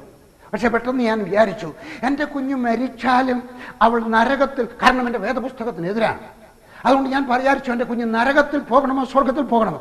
ഞാൻ പെട്ടെന്ന് പറഞ്ഞു, ഇല്ല, എൻ്റെ കുഞ്ഞ് മരിച്ചാലും ശരി, എൻ്റെ ദൈവത്തിന് അനിഷ്ടമായിട്ടുള്ളത് ഞാൻ ചെയ്തില്ല. അവർക്ക് എൻ്റെ ഉപദേശം അറിയാം. ഞാൻ അവരുടെ സുവിശേഷം പറഞ്ഞുകൊണ്ട്, ലില്ലി അവരുടെ സുവിശേഷം പറഞ്ഞുകൊണ്ട് അവർക്കറിയാം. ഞാൻ പറഞ്ഞില്ല, ഞാൻ ഒരിക്കലും. അവർ പറഞ്ഞു, കൊച്ചു ചാവുമ്പോൾ. ഞാൻ പറഞ്ഞു, ചത്താലും വേണ്ടിയില്ല, ഞാനിത് ചെയ്യത്തില്ല, അന്യദൈവങ്ങളുടെ പൂജ എൻ്റെ വീട്ടിൽ നടക്കത്തില്ല. അവർക്ക് ദേഷ്യം വന്ന് അവരങ്ങ് ഇറങ്ങിപ്പോയി കഴിഞ്ഞപ്പോൾ ഞാൻ ദൈവത്തോട് നിലവിളിച്ചു, എൻ്റെ സ്വർഗസ്ഥനായ ദൈവമേ, നീ എൻ്റെ പ്രാർത്ഥനയ്ക്ക് മറുപടി തരണം, എൻ്റെ കുഞ്ഞിനെ സൗഖ്യമാക്കണം. യേശുവിൻ്റെ നാമത്തിൽ ഞാൻ പറയട്ടെ, എൻ്റെ കുഞ്ഞിൻ്റെ ടെമ്പറേച്ചർ എങ്ങനെയാണ് ഒരു കർട്ടൻ പിടിച്ച് താഴോട്ട് താക്കുന്നത് അതുപോലെ പെട്ടെന്ന് കുറഞ്ഞു. എൻ്റെ കർത്താവ് സൗഖ്യം തന്നു. ഞാൻ ആ വീട്ടിനകത്തൊക്കെ നടന്നു, തുള്ളിച്ചാടി ഹല്ലേലൂയ പറഞ്ഞു. എൻ്റെ ഭാര്യയുടെ വായിൽ നിന്ന് ഒഴുകുന്ന ചോര നിന്നു. ഞാൻ ആ വീട്ടിനകത്തൊക്കെ നടന്നു തുള്ളിച്ചാടി ഹല്ലേലൂയ പറഞ്ഞു. ആ സ്ത്രീ ഓടി വന്ന് അവർ വിചാരിച്ചു കൊച്ചിയെത്താണ്. എൻ്റെ കൊച്ചു വെച്ച് എന്ത് പറ്റി? ഞാൻ പറഞ്ഞു, എൻ്റെ യേശു എൻ്റെ കുഞ്ഞിനെ സൗഖ്യമാക്കി. എൻ്റെ യേശു എൻ്റെ ദൈവം ആരാണെന്നറിയാമോ? അവൻ നിന്റെ വീട്ടിൽ നിന്റെ ഭവനത്തിൽ ജയഘോഷത്തെ തരുന്നവനാണ്. 15-ാമത്തെ വാക്യം, ഉല്ലാസത്തിൻ്റെയും ജയത്തിൻ്റെയും ഘോഷം നീതിമാന്മാരുടെ കൂടാരത്തിലുണ്ട്, എൻ്റെ സ്വർഗസ്ഥനായ ദൈവം അത് തരും. 4-ാമത്തെ കാര്യം, അവൻ നിന്റെ രോഗത്തിൽ നിന്ന് അവൻ നിനക്ക് ആരോഗ്യം തരും. രോഗശാന്തി മാത്രമല്ല, ആരോഗ്യം തരുന്നു. 103-ാം സങ്കീർത്തനം 2-3 വാക്യങ്ങൾ, എൻ മനമേ യഹോവയെ വാഴ്ത്തുക, അവൻ്റെ ഉപകാരങ്ങൾ ഒന്നും മറക്കരുത്. അവൻ നിന്റെ അകൃത്യമൊക്കെയും മോചിക്കുന്നു, നിന്റെ സകല രോഗങ്ങളെയും സൗഖ്യമാക്കും. ദൈവമാരാണ്? നിന്റെ വലത്തുകരം പിടിച്ചുകൊണ്ട് നിന്നോട് പറയുകയാണ്, ഞാൻ നിന്നെ സൗഖ്യമാക്കാം. നിന്റെ വലത്തുകരം പിടിച്ചുകൊണ്ട് പറയുകയാണ്, ഞാൻ നിന്നെ സഹായിക്കാം. നിന്റെ വലത്തുകരം പിടിച്ചുകൊണ്ട് പറയുകയാണ്, ഞാൻ നിനക്ക് ആരോഗ്യം തരാം. ഞാൻ പലപ്പോഴും രോഗിയായിട്ടുണ്ട്. വലിയ രോഗങ്ങളൊന്നും ദൈവത്തിൻ്റെ കൃപയാൽ എനിക്ക് വന്നിട്ടില്ല. കൊച്ചു രോഗം ഒരിക്കലും എനിക്ക് ഓർമ്മ വരികയാണ്. എൻ്റെ കഴുത്തിൽ ഒരു അരിമ്പാറ. എനിക്കറിയാം, ഒരു അരിമ്പാറ വന്നു കഴിഞ്ഞാൽ അടുത്ത് വേറെ അരിമ്പാറകൾ വരാൻ സാധ്യതയുണ്ട്. എൻ്റെ കാരണം എനിക്കറിയാം. അങ്ങനെ വരാതിരിക്കാനായിട്ട് ഞാൻ വിചാരിച്ചൊരു ഹോമിയോ മരുന്ന് വാങ്ങിച്ചു കഴിക്കാം. ഹോമിയോ മരുന്ന് വാങ്ങിച്ച് കഴിച്ചാൽ വളരെ എളുപ്പം അരിമ്പാറ പോകും. എനിക്ക് മരുന്നിൻ്റെ പേരും അറിയാം. അതുകൊണ്ട് ഞാൻ ജമ്മു പോയി. ഞാൻ താമസിക്കുന്ന സ്ഥലത്ത് മരുന്ന് ഷാപ്പ് ഉണ്ടെങ്കിലും ഹോമിയോ മരുന്നൊന്നും കിട്ടത്തില്ല. ഒരു ഗവൺമെൻറ് ആശുപത്രിയും 2 മെഡിക്കൽ ഷോപ്പുമേ ഉള്ളൂ, ഒരു മെഡിക്കൽ ഷോപ്പേ ഉള്ളൂ. അതുകൊണ്ട് ഞാൻ ജമ്മുവിൽ പോയി. ജമ്മു ചെന്നിട്ട് മറ്റു പല കാര്യവും ചെയ്യാനുണ്ടായിരുന്നു. തിരിച്ചു വന്ന് ബസ്സേ കയറി കഴിഞ്ഞപ്പോഴാണ് ഓർമ്മ വന്ന്, അയ്യോ, ആ ഹോമിയോ മരുന്ന് വാങ്ങിക്കാൻ 200 വാങ്ങിക്കാൻ മറന്നുപോയല്ലോ. ഞാൻ തിരിച്ച് വീട്ടിലോട്ട് നടക്കുന്ന സമയത്ത് ഇങ്ങനെ പ്രാർത്ഥിച്ചു, കർത്താവേ, ഈ അരിമ്പാറ ഇവിടെയുണ്ട്, ഇനി എന്നാണ് എൻ്റെ കയ്യിൽ 4 രൂപ വരുന്നത്? 4 രൂപ ഉണ്ടെങ്കിൽ ജമ്മു പോകാനൊക്കത്തുള്ളൂ. അന്ന് എൻ്റെ പൈസ ഇല്ലാത്ത കാലം. ഞാൻ പ്രാർത്ഥിച്ചു, സ്വർഗസ്ഥനായ ദൈവമേ, എൻ്റെ ഈ അരിമ്പാറ പോകണമല്ലോ. ഞാനിങ്ങനെ പറഞ്ഞുകൊണ്ട് ഇങ്ങനെ പിടിച്ചപ്പം ആ അരിമ്പാറ പറഞ്ഞ് എൻ്റെ കൈ വന്നു. എൻ്റെ ദൈവത്തിന് അറിയാമായിരുന്നു ജമ്മു വരെ പോകാനുള്ള പണം എൻ്റെ പക്കലില്ല. ഇനി ഉണ്ടാകുന്ന കാലം എന്നാണെന്ന് അറിയത്തില്ല. അപ്പോഴത്തേക്ക് വേറെണ്ണം കൂടെ വരാം. അതുകൊണ്ട് ഞാൻ നിലവിളിച്ച സമയത്തോ, ഞാൻ പ്രാർത്ഥിച്ച സമയത്തോ അവൻ എൻ്റെ സകല രോഗത്തെയും, കൊച്ചൊരു കാര്യമാണെങ്കിലും എൻ്റെ മനപ്രയാസമായിരുന്ന അരിമ്പാറയിൽ നിന്ന് എനിക്ക് സൗഖ്യം തന്നു. 1983-ലോ 84-ലോ ആയിരിക്കണം. എനിക്ക് ഡയബറ്റീസിൻ്റെ 83-ൽ എൻ്റെ പിതാവ് മരിച്ച സമയത്തോ എനിക്ക് ഡയബറ്റീസിൻ്റെ അസുഖം ഉണ്ടായി. ഞാൻ തിരിച്ച് വീട്ടിൽ വന്ന് എൻ്റെ അമ്മച്ചിയോട് വർത്താനം പറയുമ്പോൾ അമ്മച്ചിക്ക് മനസ്സിലായി എനിക്ക് ഡയബറ്റീസ് രോഗമാണ്. എൻ്റെ ശരീരം ഞാൻ കൂടെ ചൊറിയുന്നു, കൂടെ ബാത്റൂമിൽ പോകുന്നു, ഒത്തിരി വെള്ളം കുടിക്കുന്നു. അമ്മച്ചി പരിശോധിച്ചപ്പോൾ അമ്മച്ചിക്ക് മനസ്സിലായി. എൻ്റെ അമ്മച്ചിക്ക് അറിയാം, കാരണം അമ്മച്ചി ഡയബറ്റിക് രോഗിയാണ്. എൻ്റെ അപ്പച്ചൻ ഡയബറ്റിക് രോഗിയായിട്ടാണ് മരിച്ചത്. അതുകൊണ്ട് അമ്മച്ചി എൻ്റെ പരിശോധിക്കാനുള്ളതൊക്കെ പരിശോധിച്ച് കഴിയുമ്പോൾ പറഞ്ഞു, എൻ്റെ മോനെ, നിൻ്റെ അപ്പച്ചൻ മരിച്ചപ്പോൾ എന്തുമാത്രം ഡയബറ്റീസ് ഉണ്ടായിരുന്നു, അത്രയും ബ്ലഡ് ഷുഗർ നിൻ്റെ ശരീരത്തിനകത്തുണ്ട്. ഞാൻ വല്ലാതെ ഭയപ്പെട്ടു പോയി. കാരണം ഞാനെല്ലാം ഗ്രാമങ്ങളിൽ താമസിക്കുന്ന മനുഷ്യനാണ്. ഒരു ഗ്രാമത്തിൽ ചെല്ലുമ്പോൾ അവരെനിക്ക് ഉരുളക്കിഴങ്ങ് കൊണ്ട് കറി ഉണ്ടാക്കി തന്നാൽ, ചോറ് കൊണ്ട് തന്നാൽ, പഞ്ചാരയിട്ട് ചായ ഉണ്ടാക്കി തന്നാൽ, ഈ ചായ എനിക്ക് വേണ്ട, വേറൊരു ഗ്ലാസ് ചായ ഉണ്ടാക്കി തരാൻ പറയാനൊക്കത്തില്ല. ഞാൻ എന്ത് ചെയ്യണം എനിക്കറിയാമായിരുന്നു. ഞാൻ തിരിച്ചു വന്നു കഴിഞ്ഞിട്ട് ഞാൻ പ്രാർത്ഥിച്ചു, സ്വർഗസ്ഥനായ ദൈവമേ, എൻ്റെ ഈ ഡയബറ്റീസ് രോഗം എന്നിൽ നിന്ന് മാറിപ്പോകട്ടെ. ആദ്യത്തെ ദിവസം പ്രാർത്ഥിച്ചോ മാറിയില്ല. 2ാമത്തെ ദിവസം ഞാൻ എൻ്റെ ബ്ലഡ് പരിശോധിപ്പിച്ചു, രക്തം പരിശോധിപ്പിച്ചു. ഞാൻ ഡയബറ്റിക് രോഗിയാണ്. അന്നത്തെ രാത്രിയിലും പ്രാർത്ഥിച്ചു. 3ാമത്തെ ദിവസവും പരിശോധിച്ചു. 5ാമത്തെ ദിവസം ഞാൻ ബ്ലഡ് പരിശോധിപ്പിക്കാൻ ചെന്ന് കഴിഞ്ഞപ്പോൾ അവിടെ ജോലി ചെയ്യുന്ന കൊല്ലത്തുകാരി, കരുനാഗപ്പള്ളിക്കാരി ആനി എന്ന് പറയുന്ന പെൺകുട്ടി എൻ്റെ കഴിഞ്ഞ 4 ദിവസവും നോക്കിയിട്ട് എൻ്റെ ഡയബറ്റീസ് മാറിയിട്ടില്ലായിരുന്നു. നോക്കിയിട്ട് പറഞ്ഞു, പാസ്റ്ററെ, എനിക്ക് മനസ്സിലാകുന്നില്ല, ഇന്ന് പാസ്റ്ററിന് ഒരു അസുഖവും ഇല്ല, ബ്ലഡ് ഷുഗർ നോർമലായി. എൻ്റെ ദൈവം ആരാണെന്നറിയാം? സൗഖ്യമാക്കുന്നവനായ ദൈവം. ഒരിക്കൽ ഞാൻ ഒറീസയിലായിരിക്കുന്ന സമയത്ത് ഒരു സ്ത്രീയെ കൊട്ടയ്ക്കകത്ത് എടുത്തുകൊണ്ട് വന്നു. കാരണം അവിടെയൊക്കെ പാവങ്ങളാണ്. അവിടെയൊന്നും സ്ട്രെച്ചറില്ല, കസേരയില്ല. കൊട്ടയ്ക്കകത്ത് ഒരു മുളയിൽ കെട്ടിത്തൂക്കിയ ഒരു കൊട്ടയിലിരുത്തി 2 പേര് പൊക്കിയെടുത്തോണ്ട്, കാബടി എന്ന് പറയും, അവിടെ എടുത്തുകൊണ്ട് വന്നു കഴിഞ്ഞപ്പോഴും ഞാനും ഒന്ന് ഭയപ്പെട്ടു പോയി. കാരണം ഞാൻ അത്രയും വലിയ കാര്യമായിട്ടുള്ള രോഗത്തിന് അന്ന് വരെ പ്രാർത്ഥിച്ചിട്ടില്ല. എൻ്റെ മുമ്പാകെ ഒരു 6-7 വർഷങ്ങളായിട്ട് എഴുന്നേറ്റിട്ടില്ലാത്തൊരു സ്ത്രീയെ കൊണ്ടുവന്നിരിക്കുകയാണ്. ഞാൻ ആ സ്ത്രീക്ക് വേണ്ടി പ്രാർത്ഥിച്ചു, യേശുവിൻ്റെ നാമത്തിൽ എഴുന്നേൽക്കുക. കാരണം പ്രാർത്ഥിച്ചേ ഒക്കത്തുള്ളൂ, മീറ്റിംഗ് അടങ്ങുക. ഞാൻ വിശ്വാസം പഠിപ്പിച്ചുകൊണ്ടിരിക്കുകയാണ്. ആ സ്ത്രീ പറഞ്ഞു, എനിക്ക് എഴുന്നേക്കാനൊക്കത്തില്ല. ഞാൻ കൈ കൊടുത്തു, അവൾ എഴുന്നേറ്റു. എന്നിട്ട് ഞാൻ പറഞ്ഞു, നടന്ന് വീട്ടിൽ പോകാം. അവൾ 5 മൈൽ നടന്ന് വീട്ടിൽ പോയി. അടുത്ത ദിവസം 5 മൈൽ നടന്ന് അവൾ തിരികെ വീണ്ടും എൻ്റെ മീറ്റിങ്ങിനകത്ത് വന്നു. ഞാൻ ഒരു 4-5 മാസത്തിന് മുമ്പ് ബോംബെയിൽ ഒരു കൺവെൻഷന് പ്രസംഗിക്കുക. അവസാനത്തെ ദിവസം ഞാൻ പ്രസംഗിക്കാൻ നിന്നപ്പോൾ ഒരു സ്ത്രീ, മലയാളിയാണ്, പേര് ഞാൻ പറയത്തില്ലെങ്കിൽ ഒരു അമ്മിണിക്കുട്ടി എന്നൊരു പേരെങ്കിടാം, അതല്ല പേര്. ഒരു സ്ത്രീ എൻ്റെ അടുക്കൽ ഇങ്ങോട്ട് വന്നു വെച്ച് പറഞ്ഞു, എൻ്റെ പേര് അമ്മിണിക്കുട്ടിയാ, ഓർമ്മയുണ്ടോ? എനിക്ക് ഓർമ്മ വന്നു. അവരെൻ്റെ കൈ ഇങ്ങോട്ട് പിടിച്ചിട്ട് എൻ്റെ കയ്യിൽ ചറവറ ഉമ്മ തരാൻ തുടങ്ങി. ബഹുമാനമായിട്ട് പട്ടക്കാർക്കും തിരുമേനിമാർക്കും ഒക്കെ അങ്ങനെ ചെയ്യാറുണ്ടല്ലോ, അതുകൊണ്ട് ആ സ്ത്രീ അങ്ങനെ ചെയ്തതാണ്. എൻ്റെ കയ്യിൽ ചറവറ ഉമ്മ വന്നിട്ട് പറഞ്ഞു, അങ്ങാണ് എന്നെ രക്ഷിച്ചത്. എന്താ സംഭവിച്ചതെന്ന് അറിയാമോ? കുറേ മാസങ്ങൾക്ക് മുമ്പ് ആ സ്ത്രീ എനിക്ക് ഫോൺ ചെയ്തു. എന്നൊക്കെ പറഞ്ഞു, വർഗീസ് ബ്രദർ എഴുതിയ ഒരു പുസ്തകം ഞാൻ വായിച്ചു, എനിക്കൊരു അബദ്ധം പറ്റി, ഞാനൊരു മഹാപാപം ചെയ്തു, എനിക്ക് എയ്ഡ്സ് രോഗം പിടിച്ചു. എന്നിൽ നിന്ന് എൻ്റെ ഭർത്താവിന് പിടിക്കാം, എൻ്റെ മകൾക്ക് പിടിക്കാം, എന്ത് ചെയ്യണമെന്ന് അറിയത്തിൻ്റെ ശരീരത്തിൽ നിന്ന് ദുർഗന്ധം വമിക്കുകയാണ്. ഡോക്ടർ എന്നെ നോക്കിക്കൊണ്ട് പറഞ്ഞു, ഇവിടെ കിടക്കുന്ന മറ്റ് എയ്ഡ്സ് രോഗികളെ പോലെ നീയും സാവധാനത്തിൽ മരിക്കും, നിനക്കിനി മരുന്ന് തരാൻ ഞങ്ങളുടെ ഇല്ല, വീട്ടിൽ പോയി ചാവാൻ. ആ സമയത്താണ് ആരാണ്ട് ഞാൻ എഴുതിയ വിശ്വാസത്തിൻ്റെ പുസ്തകം ആ സ്ത്രീ കിട്ടിയത്. അവൾ വായിച്ചിട്ട് എനിക്ക് ഫോൺ ചെയ്തിട്ട് പറഞ്ഞു, എന്നെ രക്ഷിക്കണം, ഞാൻ ചെറുപ്പക്കാരിയാണ്, എനിക്കൊരു മകളേ ഉള്ളൂ, എൻ്റെ ഭർത്താവ് നശിക്കാൻ പാടില്ല, ഞാൻ എൻ്റെ ഭർത്താവിനോട് എൻ്റെ കുറ്റം ഏറ്റു പറഞ്ഞു, അദ്ദേഹം എന്നോട് ക്ഷമിച്ചു, പക്ഷേ വർഗീസ് ബ്രദറെ രക്ഷിക്കണം. ഞാൻ ഫോണിനകത്തൂടെ ആ അമ്മിണിക്കുട്ടിക്ക് വേണ്ടി പ്രാർത്ഥിച്ചു. ആ അമ്മിണിക്കുട്ടിയെ അടുത്ത പ്രാവശ്യം ബ്ലഡ് പരിശോധിക്കാൻ ചെന്ന് കഴിഞ്ഞപ്പോൾ ഡോക്ടർ പറഞ്ഞു, നീ ഇന്ന് എയ്ഡ്സ് രോഗിയല്ല. ഞാൻ എല്ലാ വിധത്തിലുമുള്ള രോഗശാന്തി കാണുന്നു. കാരണം എന്താണ്?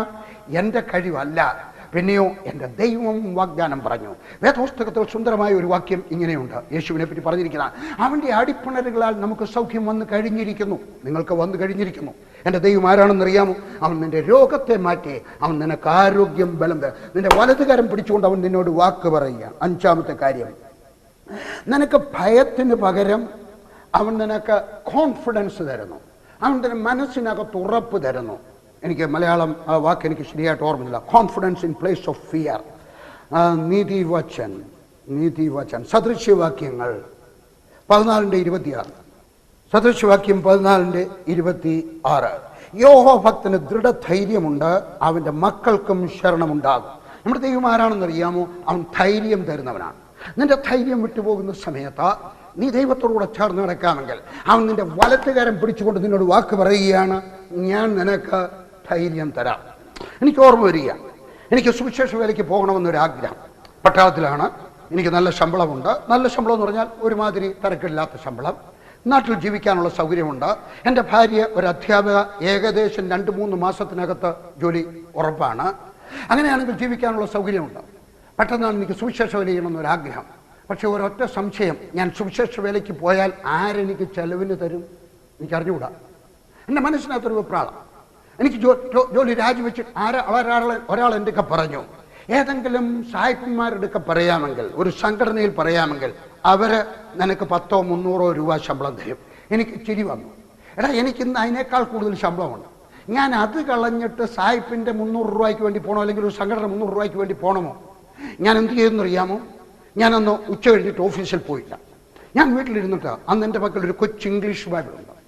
എനിക്ക് സ്വന്തമായിട്ട് ബൈബിൾ ഇല്ലാത്ത മനുഷ്യനായിരുന്നു, കാരണം ഞാനൊരു നിരീശ്വരവാദിയാണ്. ഞാൻ ആ കൊച്ച പുതിയ നിയമം എടുത്തിട്ട് അതിങ്ങനെ വായിക്കുക. അതിനകത്ത് വായിച്ചിട്ട് ഞാൻ ദൈവത്തിൻ്റെ ഒക്കെ പറഞ്ഞു, കർത്താവെ, ഞാനൊരു ആത്മാർത്ഥതയുള്ള മനുഷ്യനാണ്. ഞാൻ സുവിശേഷ വേലയ്ക്ക് ഇറങ്ങി ഞാൻ പരാജയമായി പോയി കഴിഞ്ഞാൽ അടുത്ത തലമുറ എന്നെ നോക്കിയിട്ട് പറയും, അവരുടെ മാതാപിതാക്കൾ എന്നെ നോക്കിയിട്ട് മക്കളോട് പറയും, നോക്കിയ PG വർഗീസ് കാണിച്ച് അബദ്ധം കാണിക്കരുത്, ജോലി രാജിവെക്കരുത്. അതുകൊണ്ട് ഞാൻ അടുത്ത തലമുറയ്ക്ക് ഒരു മാതൃകയായി തീരുവാൻ ആഗ്രഹിക്കുന്നു. എൻ്റെ ഇന്നത്തെയും പ്രാർത്ഥനയാണ്, Lord make me an example for the coming generation. അതുകൊണ്ട് ഞാൻ പ്രാർത്ഥിച്ചു, കർത്താവേ, അതല്ലാതെ സംഭവിക്കരുത്, അടുത്ത തലമുറയ്ക്ക് ഒരു മാതൃകയാക്കി തീർക്കണം. അതുകൊണ്ട് ഞാൻ പ്രാർത്ഥിച്ചിട്ട് ഞാൻ വേദപുസ്തകം തുറന്നപ്പോൾ ഇങ്ങനെ കണ്ടു, യേശു ക്രിസ്തു 5 അപ്പം എടുത്ത് 5000 പുരുഷന്മാരെ, പിന്നെ കുറേ സ്ത്രീകൾ, കുറേ മക്കളെല്ലാം കൂടെ 20,000 പേർക്ക് ആഹാരം കൊടുത്തു. പോട്ടെ, പുരുഷന്മാരെ മാത്രം കണക്കെടുത്തു. ദൈവം എൻ്റെ കയ്യിൽ അന്ന് വളരെ ഹൃദ്യമായി ഇടപെട്ടു. നിങ്ങളത് പറഞ്ഞാൽ വിശ്വസിക്കാൻ പ്രയാസമായിട്ട് പോകും. ദൈവത്തിൻ്റെ ആത്മാവിൻ്റെ പറഞ്ഞൊരു കടലാസും പേനായി എടുത്താട്ടെ. ഞാൻ കടലാസും പേനായി എടുത്തു. ഞാൻ കണക്ക് കൂട്ടി നോക്കി. 5 അപ്പം കൊണ്ട് 5 ചപ്പാത്തി എന്ന് ഞാൻ വിചാരിച്ചു. 5000 പുരുഷന്മാർക്ക് ആഹാരം കൊടുത്തു. എത്ര ചപ്പാത്തി ഉണ്ടായിക്കാണോ? ചില കാര്യമായിട്ട് കഴിച്ചെന്ന് വിചാരിച്ചു. 10 × 5 5000. അങ്ങനെയാണെങ്കിൽ 50,000 ചപ്പാത്തി ഉണ്ടാക്കി കാണും. ദൈവം എൻ്റെ പറഞ്ഞു, വർഗീസേ, നിനക്കും നിന്റെ ഭാര്യയ്ക്കും നിന്റെ കൊച്ചിനും കൂടെ ഒരു ദിവസം എത്ര ചപ്പാത്തി വേണം? ഞാൻ പറഞ്ഞു, കഴിക്കുവാണെങ്കിൽ ഒരു 10 ചപ്പാത്തി ഞാനും കഴിച്ചേക്കാം. എൻ്റെ ഭാര്യ 2-3 ചപ്പാത്തി കഴിക്കും. പിന്നെ ഞങ്ങൾ പട്ടാളത്തിലൊക്കെ കൊച്ചി ചപ്പാത്തി കേട്ടോ, വലിയ ചപ്പാത്തിയല്ല. 10 ചപ്പാത്തി എനിക്ക്, എൻ്റെ ഭാര്യയ്ക്ക് 2-3 ചപ്പാത്തി, എൻ്റെ കൊച്ചനൊരു ചപ്പാത്തി, അപ്പോൾ ഒരു 10-14 ചപ്പാത്തി കണക്ക് പറഞ്ഞു. എന്നിട്ട് എൻ്റെ കഥ ഇവൻ്റെയൊക്കെ പറഞ്ഞു നീണ്ട ഒരു കഥ പതുക്കെ ചുരുക്കി പറയാൻ ആഗ്രഹിക്കുക. എൻ്റെ ഒക്കെ ചോദിച്ചു 1 വർഷത്തേക്ക് എനിക്ക് അത്ര ചപ്പാത്തി വേണം. ഞാൻ ദൈവത്തിൻ്റെ കണക്ക് പറഞ്ഞു. എന്നിട്ട് ഞാൻ കുറച്ചു. ഞാൻ ആഴ്ചയിൽ ഒരിക്കൽ ഉപവാസം എടുക്കുന്ന മനുഷ്യനാണ്. അത് കുറച്ചിട്ട് ഞാൻ പറഞ്ഞു, കർത്താവ് ഇത്രയും ചപ്പാത്തി ഉണ്ടെങ്കിൽ. ദൈവം എൻ്റെ ഒരു ചോദ്യം ചോദിച്ചു, വർഗീസേ 50,000 ചപ്പാത്തി ഉണ്ടാക്കാൻ എൻ്റെ 5 ചപ്പാത്തി മതിയായിരുന്നു. 50,000 ചപ്പാത്തി ഉണ്ടാക്കാൻ. അങ്ങനെയാണെങ്കിൽ നിനക്കും നിന്റെ ഭാര്യയ്ക്കും കൊച്ചിനും കൂടെ 1 വർഷത്തേക്ക് ചപ്പാത്തി ഉണ്ടാക്കാൻ എൻ്റെ എന്തുമാത്രം മൂലധനം വേണം? കണക്കിന് ഞാൻ വലിയ മിടുക്കനൊന്നും അല്ലെങ്കിലും ഞാൻ നിന്ന് കണക്കൂട്ടി കണ്ടുപിടിച്ചു കഴിഞ്ഞപ്പോൾ എനിക്കൊരു കാര്യം മനസ്സിലായി. എൻ്റെ യേശുവിൻ്റെ പക്കൽ 2.2 ചപ്പാത്തി ഉണ്ടെങ്കിൽ എനിക്കും ഭാര്യയ്ക്കും കൊച്ചിനും കൂടെ 1 വർഷത്തെ ചാപ്പാട് റെഡിമെയ്ഡ്. പെട്ടെന്ന് എൻ്റെ മുമ്പാകെ തിളങ്ങുന്ന ഒരു വെള്ളി നക്ഷത്രം പോലെ ഒരു ചോദ്യചിഹ്നം ഞാൻ കണ്ടു. ഒരു ചോദ്യം എൻ്റെ ഹൃദയത്തിനകത്തുണ്ടായി, വർഗീസ് നിനക്ക് വേണ്ടി 2.2 ചപ്പാത്തി ഉണ്ടാക്കാൻ എന്നെ കൊണ്ട് പ്രയാസമാണ്. ഞാൻ പറഞ്ഞു, ഇല്ല കർത്താവേ, ഒന്നുമില്ലായ്മയിൽ നിന്നും ബാറ എന്ന് പറഞ്ഞുകൊണ്ട് സകലത്തെയും നീ സൃഷ്ടിച്ചെങ്കിൽ എനിക്ക് വേണ്ടി 2.2 ചപ്പാത്തി ഉണ്ടാക്കാൻ നിനക്ക് പ്രയാസമില്ല. ഞാൻ കൈകൊട്ടിക്കൊണ്ട് ദൈവത്തിന് സ്തോത്രം ചെയ്തുകൊണ്ട് എൻ്റെ ഭാര്യയുടെ പറഞ്ഞു, ലിലി ഞാൻ ജോലി രാജിവെക്കാൻ പോവുക. കാരണം എൻ്റെ ദൈവം എനിക്ക് വേണ്ടി 2.2 ചപ്പാത്തി അവൻ ഉണ്ടാക്കാൻ അവനെ കൊണ്ട് സാധിക്കും. നാം ജോലിക്ക് പോവുക. ചില കഴിഞ്ഞപ്പോൾ എൻ്റെ വിശ്വാസം അങ്ങ് പോയി. അങ്ങനെ നമ്മളൊക്കെ പ്രാർത്ഥിക്കുമ്പോൾ പ്രസംഗം കേട്ടോണ്ടിരിക്കുമ്പോഴൊക്കെ വിശ്വാസം ഇങ്ങനെ കൂടി വരും. അധികം ഞാൻ വിചാരിച്ചു, എന്നാൽ ഈ 2.2 ചപ്പാത്തി എവിടുന്ന് ഉണ്ടാവും? ഞാൻ അടുത്ത ദിവസം ഉച്ച കഴിഞ്ഞിട്ട് ഓഫീസിൽ പോയിണ്ടാവും. ഞാൻ പ്രാർത്ഥിക്കുന്ന സമയത്ത് ദൈവത്തിൻ്റെ ആത്മാവിൻ്റെ ചോദിച്ചു, വർഗീസ് തോമാസ് ലീഹ ഇന്ത്യയിൽ വന്നു എന്ന് നീ വിശ്വസിക്കുന്നു? ഞാൻ പറഞ്ഞു, ഞാനതാ വിശ്വസിക്കുന്നത്. യേശു ക്രിസ്തു എൻ്റെ ചോദിച്ചു, തോമാസ് ലീഹ ഇന്ത്യയിൽ വന്നപ്പോൾ ഏത് അമേരിക്കൻ സംഘടനയാണ് തോമാസ് ലീഹയ്ക്ക് എല്ലാ മാസവും 500 രൂപയുടെ ചെക്ക് അയച്ചു കൊടുത്ത്? ഞാൻ പറഞ്ഞു, കർത്താവേ, അന്ന് ലോകത്തിൽ ഒരു അമേരിക്കൻ സംഘടനയും ഇല്ലായിരുന്നു. പിന്നെ അവൻ എങ്ങനെ വന്നു? ഞാൻ പറഞ്ഞു, അത് വളരെ എളുപ്പമാണ്. നീ അവനോട് വാക്ക് പറഞ്ഞില്ലേ, ലോകാവസ്ഥാനത്തോളം ഞാൻ നിന്റെ കൂടെ ഉണ്ടാവും. യേശു ക്രിസ്തു എൻ്റെ പറഞ്ഞു, അതേ ദൈവമാണ് ഞാൻ, അതേ യേശു ക്രിസ്തുവാണ് ഞാൻ, അതേ രക്ഷകനാണ് ഞാൻ. തോമാസ് ലീഹ ആരുടെയും സപ്പോർട്ടില്ലാതെ കേരളത്തിൽ വന്ന് 7 സഭകൾ സ്ഥാപിച്ച് ഒത്തിരി പേർക്ക് സ്നാനം കൊടുത്തെങ്കിൽ ആ ദൈവം ഞാൻ നിന്റെ കൂടെ ഉണ്ടാവും. ഒരു വാക്യം എൻ്റെ ചെവിയിൽ മുഴങ്ങി. തിരുവല്ലയിൽ ഒരു നവജീവോദയത്തിൽ ഒരു KV ചെറിയാൻ ഉണ്ടായിരുന്നു. അദ്ദേഹത്തിൻ്റെ പ്രസംഗത്തിനകത്ത് ഞാൻ ആ വാക്യം കുറേ വർഷങ്ങൾക്ക് മുമ്പ്, ഒരു 10 വർഷത്തിന് മുമ്പ് കേട്ടതാണ്. 1959 ഞാൻ കേട്ടതാണ്. 59, 69, ഏകദേശം 12 വർഷത്തിന് ശേഷം ഞാൻ വീണ്ടും കേൾക്കുകയാണ്. ആ ശബ്ദം എൻ്റെ ചെവിയിൽ മുഴങ്ങി. യേശു ക്രിസ്തു ഇന്നലെയും ഇന്നും എന്നേക്കും അനന്യൻ തന്നെ. ഞാൻ പറഞ്ഞു, അങ്ങനെയാണെങ്കിൽ തോമാസ് ലീഹയുടെ കാലത്ത് തോമാസ് ലീഹയെ സഹായിച്ച ദൈവം എന്നെ സഹായിക്കും. എനിക്കൊരു ഉറപ്പുണ്ടായി. ആ ഉറപ്പിൻ്റെ പുറത്താണ് ഞാൻ ഇന്നും ജീവിക്കുന്നത്. പലരും ശമ്പളം തരാമെന്ന് പറഞ്ഞിട്ടും വേണ്ട എന്ന് പറഞ്ഞുകൊണ്ട് ഞാൻ നടക്കുന്നതിൻ്റെ കാരണം, എൻ്റെ ദൈവം അവൻ്റെ ഭയത്തെ മാറ്റി അവൻ എനിക്ക് അതിന് പകരം എനിക്ക് കോൺഫിഡൻസ് തന്നിരിക്കുന്നു ദൈവത്തിൽ. ഞാൻ നിങ്ങൾക്ക് പറയട്ടെ, നിങ്ങൾക്കും ഈ കോൺഫിഡൻസ് എൻ്റെ ദൈവം തരും. 5ാമത്തെ കാര്യം, 1, 2, 3, 4, 5, 6ാമത്തെ കാര്യം, he will give you abundance in place of wand. അവൻ നിനക്ക് ധാരാളമായിട്ട് അവൻ നിനക്ക് പലതും തരും. സങ്കീർത്തനം 23:1, യഹോവ എൻ്റെ ഇടയനാകുന്നു, എനിക്ക് മുട്ടുണ്ടാകത്തില്ല എന്ന് പറഞ്ഞാൽ എനിക്ക് ആവശ്യമായിട്ടുള്ളതെല്ലാം അവൻ എനിക്ക് തരും. വീണ്ടും ഒരു കഥ പറയാൻ ആഗ്രഹിക്കുകയാണ്.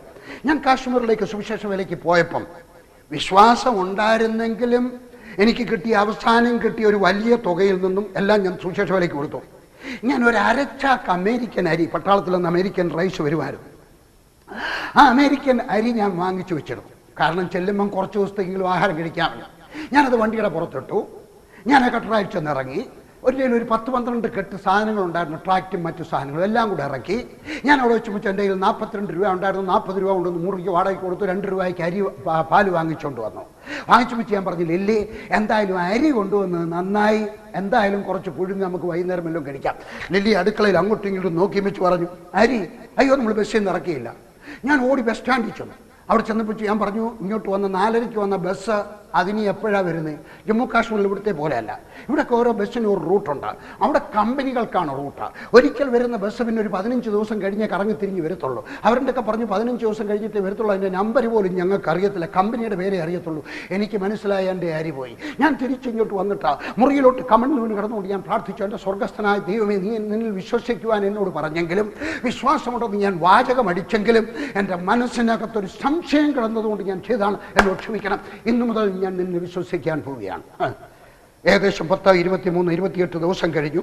ഒരു ദിവസം ഞാൻ എൻ്റെ ഭാര്യയ്ക്ക് സുഖമില്ലാത്തത് കൊണ്ട് ഞാൻ ട്രാക്ട് കൊടുക്കാൻ പോയപ്പോൾ എൻ്റെ മോനെയും പിടിച്ചോണ്ടാവും. എനിക്ക് ചില ഭാര്യയോട് സ്നേഹമുള്ള മനുഷ്യനാണ് കേട്ടോ. നിങ്ങളുടെ കുടുംബത്തിലെ ആണെന്ന് വിചാരിച്ചോ, നിങ്ങളും അങ്ങനെയാണല്ലോ. ഞാനതുകൊണ്ട് ലില്ലിയെ ശല്യപ്പെടുത്തുണ്ടായെന്ന് വിചാരിച്ചിട്ട് മോനെയും കൊണ്ടുപോയി ട്രാക്ട് കൊടുക്കുകയാണ്. അപ്പോൾ ഒരാൾ എൻ്റെ കൊച്ചെടുക്ക് വന്ന് കളിക്കുക. ഞാൻ ചോദിച്ചു, നിങ്ങൾക്ക് എന്താ നേരത്തെ വല്ലതും പരിചയമുണ്ടോ? പറഞ്ഞില്ല, അറിയത്തില്ല. നിങ്ങൾ ബസ്സിനകത്ത് ഇങ്ങോട്ട് വന്നത് എൻ്റെ ബസ്സിലായിരുന്നു. അന്ന് നിങ്ങൾ ഇങ്ങോട്ട് വന്നു കഴിഞ്ഞപ്പം അവൻ എൻ്റെ അടുക്കൽ ഇരിക്കുകയായിരുന്നു, അമ്മയുടെ മടിയിൽ. അവൻ അവിടെ നിന്നുകൊണ്ട് ഞാൻ ബസ് തിരിക്കുന്നതുകൊണ്ട് അവനും പറയായിരുന്നു, എന്ന് പറയാം, 10 മാസമുള്ളവന്. അവൻ പറയായിരുന്നു. ഞാൻ പറഞ്ഞു, നിങ്ങളായിരുന്നു ആ ബസ് ഓടിച്ചത്? അതെ. ഞാൻ പറഞ്ഞു, ഇങ്ങോട്ട് മാറി നിന്നാട്ടെ. ഞാൻ ആ മാറി നിന്നിട്ട് മനുഷ്യർക്ക് ചോദിച്ചു, എൻ്റെ ഒരു അരച്ചാക്ക് അരി കാണാനോ? അല്ല പറഞ്ഞു, ഏതരി? ഞാൻ കണ്ടില്ല. ഞാൻ ആ മനുഷ്യർക്ക് സാക്ഷ്യം പറഞ്ഞു. ഞാൻ പട്ടാളത്തിലെ ഒരു ഹവിൽദാറായിരുന്നു, എനിക്ക് ഇത്ര രൂപ ശമ്പളം ഉണ്ടായിരുന്നു. ഞാൻ ഇത് കളഞ്ഞും വെച്ച് ഇവിടെ വന്ന് പുസ്തകം വിൽക്കുന്നതോ എൻ്റെ ദൈവത്തോളം. അതിൻ്റെ ചോദിച്ചു, നീ പട്ടാളത്തിലെ ഹവിൽദാറായിരുന്നു, നീ ഗവൺമെൻറ് ഉദ്യോഗസ്ഥ, ഇന്ത്യ ഗവൺമെൻറ് ജോലി കളഞ്ഞു വെച്ചാന്നോ ഈ പുസ്തകം വിൽക്കുന്ന പണിക്കിറങ്ങിയെന്ന് പറഞ്ഞു. അരി എൻ്റെ വീട്ടിലോട്ട് നാളെ ഇവിടെ എത്തിക്കാം. എൻ്റെ ദൈവം ആരാണെന്നറിയാമോ? എൻ്റെ ആവശ്യങ്ങൾ ഞാൻ ആ മനുഷ്യൻ്റെ ഒക്കെ പറഞ്ഞു. ഈ അരി ഞാൻ കൊണ്ടുവന്നിരുന്നെങ്കിലും 28 ദിവസം ഞാൻ ആഹാരം കഴിക്കുമായിരുന്നു. ഇന്ന് 28 ദിവസത്തിനകത്ത് പട്ടിണി കിടക്കാൻ എന്നെ സഹായിച്ചില്ല. അവൻ എൻ്റെ ആവശ്യങ്ങളെ തരുന്നവനായ ദൈവം. എൻ്റെ ദൈവം ആരാണെന്നറിയാമോ? അവൻ നിൻ്റെ ആവശ്യത്തിൽ നിന്നെ സഹായിക്കുന്നവനായ ദൈവം. അടുത്തത്, നിങ്ങളുടെ ദുർബല അവസ്ഥയിൽ ശക്തി തരുന്നവനായ ദൈവം. നമ്മുടെ ജീവിതത്തിനകത്തെല്ലാം നമുക്ക് ദുർബലത വരും. പാപത്തിലേക്കുള്ള ദുർബലതയല്ല, വിശ്വാസത്തിനകത്ത് ദുർബലത, ധൈര്യത്തിനകത്ത് ദുർബലത. ഇതാ ഒരു വാക്യം, 1 യോഹന്നാൻ 2:14. എനിക്ക് വളരെ ഇഷ്ടമുള്ള ഒരു വാക്യം. പിതാക്കന്മാരെ, ആദ്യം മുതലുള്ളവരെ നിങ്ങൾ അറിഞ്ഞിരിക്കിയാൽ ഞാൻ നിങ്ങൾക്ക് എഴുതിയിരിക്കുന്നു. ബാല്യക്കാരെ, നിങ്ങൾ ശക്തരാകിയാലും ദൈവവചനം നിങ്ങളിൽ വസിക്കിയാലും നിങ്ങൾ ദുഷ്ടനെ ജയിച്ചിരിക്കിയാലും ഞാൻ നിങ്ങൾക്ക് എഴുതിയിരിക്കുന്നു. എന്ന് പറഞ്ഞാൽ, നിങ്ങൾ ദുർബലരായിരിക്കുന്ന സമയത്ത് എൻ്റെ യേശു നിങ്ങൾക്ക് ശക്തി തരും. നിങ്ങൾ ദുഷ്ടനെ, പിശാചിനെ നിങ്ങൾ ജയിക്കും.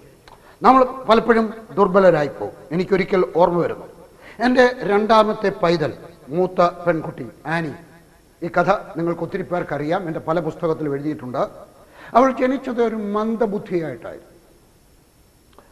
അവളെ ഞാൻ പള്ളിക്കൂടത്തിൽ ചേർക്കാൻ കൊണ്ടുവന്ന് കഴിഞ്ഞപ്പോൾ അവരുടെ പ്രിൻസിപ്പൽ കത്തോലിക്ക സ്കൂളിലെയാണ്. അവരോട് ഞങ്ങൾ എടുക്കത്തില്ല. എനിക്ക് വിഷമം തോന്നി. ഒരത്ഭുതം നടന്നു. ഞങ്ങൾ പ്രാർത്ഥിച്ചു, ഞാനും ലില്ലിയും ഞങ്ങളുടെ മൂത്ത മകനും കൂടെ പ്രാർത്ഥിച്ചു. അവൾക്ക് ഇച്ചിരി വ്യത്യാസമുണ്ടായി. അവൾ സ്കൂൾ ചേർന്നു. ആദ്യത്തെ വർഷത്തിൽ അവൾ 50 കുട്ടികളുള്ളതിൽ 49ാമത് ജയിച്ചു. 2 വർഷം കൂടെ കഴിഞ്ഞപ്പോൾ അവൾ 47ാമത്തെ പൊസിഷനിലായി. 2 വർഷം കൂടെ കഴിഞ്ഞപ്പോൾ അവൾ 33ാമത്തെ പൊസിഷനിലായി. സാവധാനത്തിൽ അവളുടെ പടികൾ ഉയർന്നു. അവൾ 12ാം ക്ലാസ്സിലായ സമയത്ത് ഡൽഹിയിൽ പഠിക്കുകയാണ്, ഫാദർ അഗ്നർ സ്കൂളിൽ. അവിടുത്തെ സ്കൂളിലെ ടീച്ചർ, സയൻസ് ടീച്ചർ മാൻചന്ദ എന്ന് പറയുന്ന ആൾ എന്നെ വിളിച്ചിട്ട് പറഞ്ഞു, യു മേഡ് എ മിസ്റ്റേക്ക്, നീ ഒരു അബദ്ധം കാണിച്ചിരിക്കുകയാണ്. ഈ പഠിക്കാൻ വലിയ കഴിവില്ലാത്ത ഈ പെൺകൊച്ചിന് സയൻസ് ഗ്രൂപ്പ് കൊടുക്കാൻ പാടില്ല. അവൾ ഒരിക്കലും CBSEയിൽ 12ാം ക്ലാസ് ജയിക്കാൻ പോകുന്നില്ല. ഞാൻ അടുക്കലൊന്നും പറഞ്ഞില്ല, പക്ഷെ ഞാൻ എൻ്റെ മനസ്സിനകത്ത് പറഞ്ഞു, you don't know my God. ഞാൻ തിരിച്ചു വന്നു. എൻ്റെ മോൾ എൻ്റെ ഒക്കെ പറഞ്ഞു, ഡാഡി ഐ എം ഫ്രൈറ്റൻഡ്, എനിക്ക് ജയിക്കുമെന്ന് തോന്നുന്നില്ല. ഞാൻ പറഞ്ഞു, മോൾ ഈ വർഷം എഴുതണ്ട, അടുത്ത വർഷം എഴുതാം. അവൾ ആ വർഷം എഴുതിയില്ല. പക്ഷെ ഞാൻ അവളെ വിശ്വാസം പഠിപ്പിച്ചു. അവൾ വിശ്വാസം പഠിച്ചു. മാത്രമല്ല അവളുടെ അമ്മ അവളെ വേദപുസ്തകത്തിനകത്തെ വാക്യങ്ങൾ പഠിപ്പിച്ചു. എന്ത് പറ്റിയെന്ന് അറിയാമോ? സാവധാനത്തിൽ 50ാമത്തെ പൊസിഷനിൽ നിന്നും 49ലായി, 47ആയി, 33ആയി, 21ആയി, 13ആയി. അവസാനം അവൾ 12ാം ക്ലാസ് ഏറ്റവും ഉയർന്ന മാർക്ക് വാങ്ങിക്കുന്ന കുട്ടികളിൽ ഒരു പെൺകുട്ടിയായിട്ട് അവൾ ജയിച്ചു. അവൾ ബാംഗ്ലൂരിൽ പോയിട്ട് BSc. അവൾ 3 വിഷയത്തിനകത്ത് ഐച്ഛികമായിട്ട് പാസ്സായി, മെയിനായിട്ട് പാസ്സായി. ഏതൊക്കെയാണ്? Psychology, journalism, English literature. 3ഉം പ്രയാസമുള്ള വിഷയം. അവൾ മേജറായിട്ട് അവൾ 3 വിഷയം കൂടെ എഴുതിയേറ്റു. അവൾ അമേരിക്കയിൽ പോയി, ഫുളർ സെമിനാരിയിൽ പോയിട്ട് സൈക്കോളജിയിൽ അവൾ ഏറ്റവും കൂടുതൽ ഉയർന്ന മാർക്ക് വാങ്ങിക്കുന്ന പെൺകുട്ടിയായിട്ട് ജയിച്ചു. ഇനിയും പറയുന്നൊരു കാര്യം കേട്ടാണ്. എന്താണ് ഇവിടെ പറയുന്നതെന്ന് അറിയാമോ? നിങ്ങൾ ധൈര്യശാലികളായി തീരും, നിങ്ങൾ ദുഷ്ടനെ ജയിച്ചിരിക്കും, ദൈവത്തിൻ്റെ വചനം നിങ്ങളിൽ വസിക്കുകയാണ്. ഇന്ന് ഒത്തിരി പേരും അറിയത്തില്ല. എൻ്റെ ഭാര്യ അവളെ ദൈവത്തിൻ്റെ വചനം പഠിപ്പിച്ചു. അവൾ 1 വാക്യം പഠിച്ചു, 2 വാക്യം പഠിച്ചു. 12ാം ക്ലാസ് പഠിക്കുന്ന കാലത്ത് പറയാം 3 വാക്യം പഠിച്ചു. അവർ പോയിക്കൊണ്ടിരുന്നത് ഡൽഹിയിലുള്ള അസംബ്ലീസ് ഓഫ് ഗോഡ് ചർച്ചിൽ ഇംഗ്ലീഷ് സർവീസിനാണ്. അവിടെ വാക്യ മത്സരം നടക്കുന്ന സമയത്ത് അവൾ പ്ലാറ്റ്ഫോമിൽ നിന്നുകൊണ്ട് 1200 വാക്യം കാണാതെ പറഞ്ഞു. അങ്ങനെയാണ് അവൾ ജയിച്ചത്. ഞാൻ നിങ്ങളുടെയൊക്കെ പറയുന്നു, ദൈവത്തിൻ്റെ വചനം നിങ്ങളുടെ ഉള്ളിൽ ഉണ്ടാകാമെങ്കിൽ നിങ്ങൾക്ക് ഉയരുവാൻ കഴിയും. അവൻ നിങ്ങളോട് വാക്ക് പറയുകയാണ്, എൻ്റെ കൈ പിടിച്ചുകൊണ്ട് വാക്ക് പറയുകയാണ്, ഞാൻ നിന്നെ സഹായിക്കാം. പക്ഷെ ദൈവത്തിൻ്റെ വചനം നിന്റെ ഉള്ളിലാക്കണം. ഒരു പോയിന്റ് കൂടി പറഞ്ഞ് അവസാനിപ്പിക്കാം. ഏറ്റവും പ്രധാനപ്പെട്ട, He will give you prosperity in place of poverty. ഒത്തിരി പേർക്കും പ്രോസ്പെറിറ്റി എന്നുള്ള വാക്ക് കേൾക്കുമ്പോഴേ ഒരു അലർജി പോലെയാണ്. പക്ഷേ എൻ്റെ വേദപുസ്തകത്തിന് ആദ്യം മുതൽ അവസാനം വരെ പ്രോസ്പെറിറ്റി പറയുന്നവനാണ് ഞാൻ. അധികം പേരും കരുതുന്ന പ്രോസ്പെറിറ്റി അല്ല, ദൈവത്തിൻ്റെ സാന്നിധ്യം. ഒരു വാക്യം, ഇയ്യോബിൻ്റെ പുസ്തകം 36:11. ഇയ്യോബിൻ്റെ പുസ്തകം 36:11 ഇങ്ങനെ വായിക്കുകയാണ്: അവർ കേട്ടനുസരിച്ച് അവനെ സേവിച്ചാൽ തങ്ങളുടെ നാളുകളുടെ ഭാഗ്യത്തിലും ആണ്ടുകളുടെ ആനന്ദത്തിലും കഴിച്ചുകൂട്ടും. 36:11 ഒന്നുകൂടെ വായിക്കാം. അവർ കേട്ടനുസരിച്ച് അവനെ സേവിച്ചാൽ തങ്ങളുടെ നാളുകളെ ഭാഗ്യത്തിലും എന്ന് പറഞ്ഞാൽ ഇംഗ്ലീഷിനകത്ത് പ്രോസ്പെറിറ്റി, ഭാഗ്യം. എന്തിൻ്റെ ഭാഗ്യം? പ്രോസ്പെറിറ്റി. നിന്റെ ആത്മാവിന് പ്രോസ്പെറിറ്റി, നിന്റെ വിശ്വാസത്തിന് പ്രോസ്പെറിറ്റി, നിന്റെ കാഴ്ചപ്പാടിന് പ്രോസ്പെറിറ്റി, നിന്നെ എല്ലാ വിധത്തിലും പ്രോസ്പെറിറ്റി തന്ന് അനുഗ്രഹിക്കുന്ന ദൈവമാണ്. ഒരു കഥ ഓർമ്മ വരും. നിങ്ങൾ കേട്ടിട്ടില്ലാത്തൊരു കഥ പറഞ്ഞുതരാം. ഞാൻ കട്ടറായിലായിരിക്കുന്ന സമയത്ത്, ഞാൻ പറഞ്ഞല്ലോ പട്ടിണിയുടെ നാളുകളായിരുന്നു. ഞാൻ കട്ടറായിലായിരിക്കുന്ന സമയത്ത് ഞാൻ പട്ടാളത്തിന് വരുമ്പോൾ 4-5 ഞാൻ ഏറ്റവും വില കൂടിയ വസ്ത്രങ്ങളെ കൊച്ചുനാൾ മുതലേ ധരിച്ചിട്ടുള്ളൂ. പട്ടാളത്തിലായിരിക്കുമ്പോഴും ഏറ്റവും വില കൂടിയ വസ്ത്രങ്ങളായിരിക്കും ഞാൻ ധരിക്കുന്നത്. അങ്ങനെ ആയിരിക്കുന്ന സമയത്ത് പട്ടാളത്തിന് ജോലി രാജിവെച്ചിറങ്ങി എൻ്റെ കയ്യിലുണ്ടായിരുന്ന പാൻറ്റുകൾ ഓരോന്ന് കീറി, ഷർട്ടുകൾ ഓരോന്ന് കീറി, എൻ്റെ കയ്യിലുണ്ടായിരുന്ന പട്ടാളത്തിൽ നിന്ന് കൊണ്ടുവന്ന ഷൂസ് കീറി, ചെരുപ്പ് കീറി. ഞാൻ പ്രാർത്ഥിച്ചു, കർത്താവേ എനിക്കിനി ഒരു ചെരുപ്പോടെ തരണം. ആ സമയത്താണ് ചെരുപ്പ് വിൽക്കുന്ന ഒരു മനുഷ്യൻ, നല്ല ചെരുപ്പല്ല, ഒരു വില കുറഞ്ഞ ചെരുപ്പ് വിൽക്കുന്ന ഒരു മനുഷ്യൻ ഞങ്ങളെ കാണാൻ വന്നു. യേശുക്രിസ്തുവിനെ രക്ഷിതാവായി സ്വീകരിച്ചു. പേര് പറയാൻ സാധ്യമല്ല. യേശുക്രിസ്തുവിനെ രക്ഷിതാവായി സ്വീകരിച്ചു. മലയാളിയല്ല. യേശുക്രിസ്തുവിനെ രക്ഷിതാവായി സ്വീകരിച്ചു കഴിഞ്ഞപ്പം അവൻ്റെ കാലിലിട്ടിരുന്നത് ഒരു വില കുറഞ്ഞ പ്ലാസ്റ്റിക് ചെരുപ്പാണ്.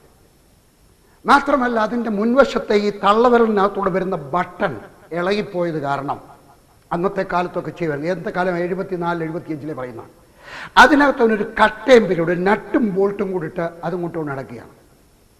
ഇത് കണ്ട വേറൊരാൾ, നീ യേശുവിനെ രക്ഷിതാവായി സ്വീകരിച്ചില്ല, ഇനി ഈ ചെരുപ്പിടേണ്ട ആവശ്യമില്ല എന്ന് പറഞ്ഞ് അവന് നല്ല ഒരു ചെരുപ്പ് വാങ്ങി.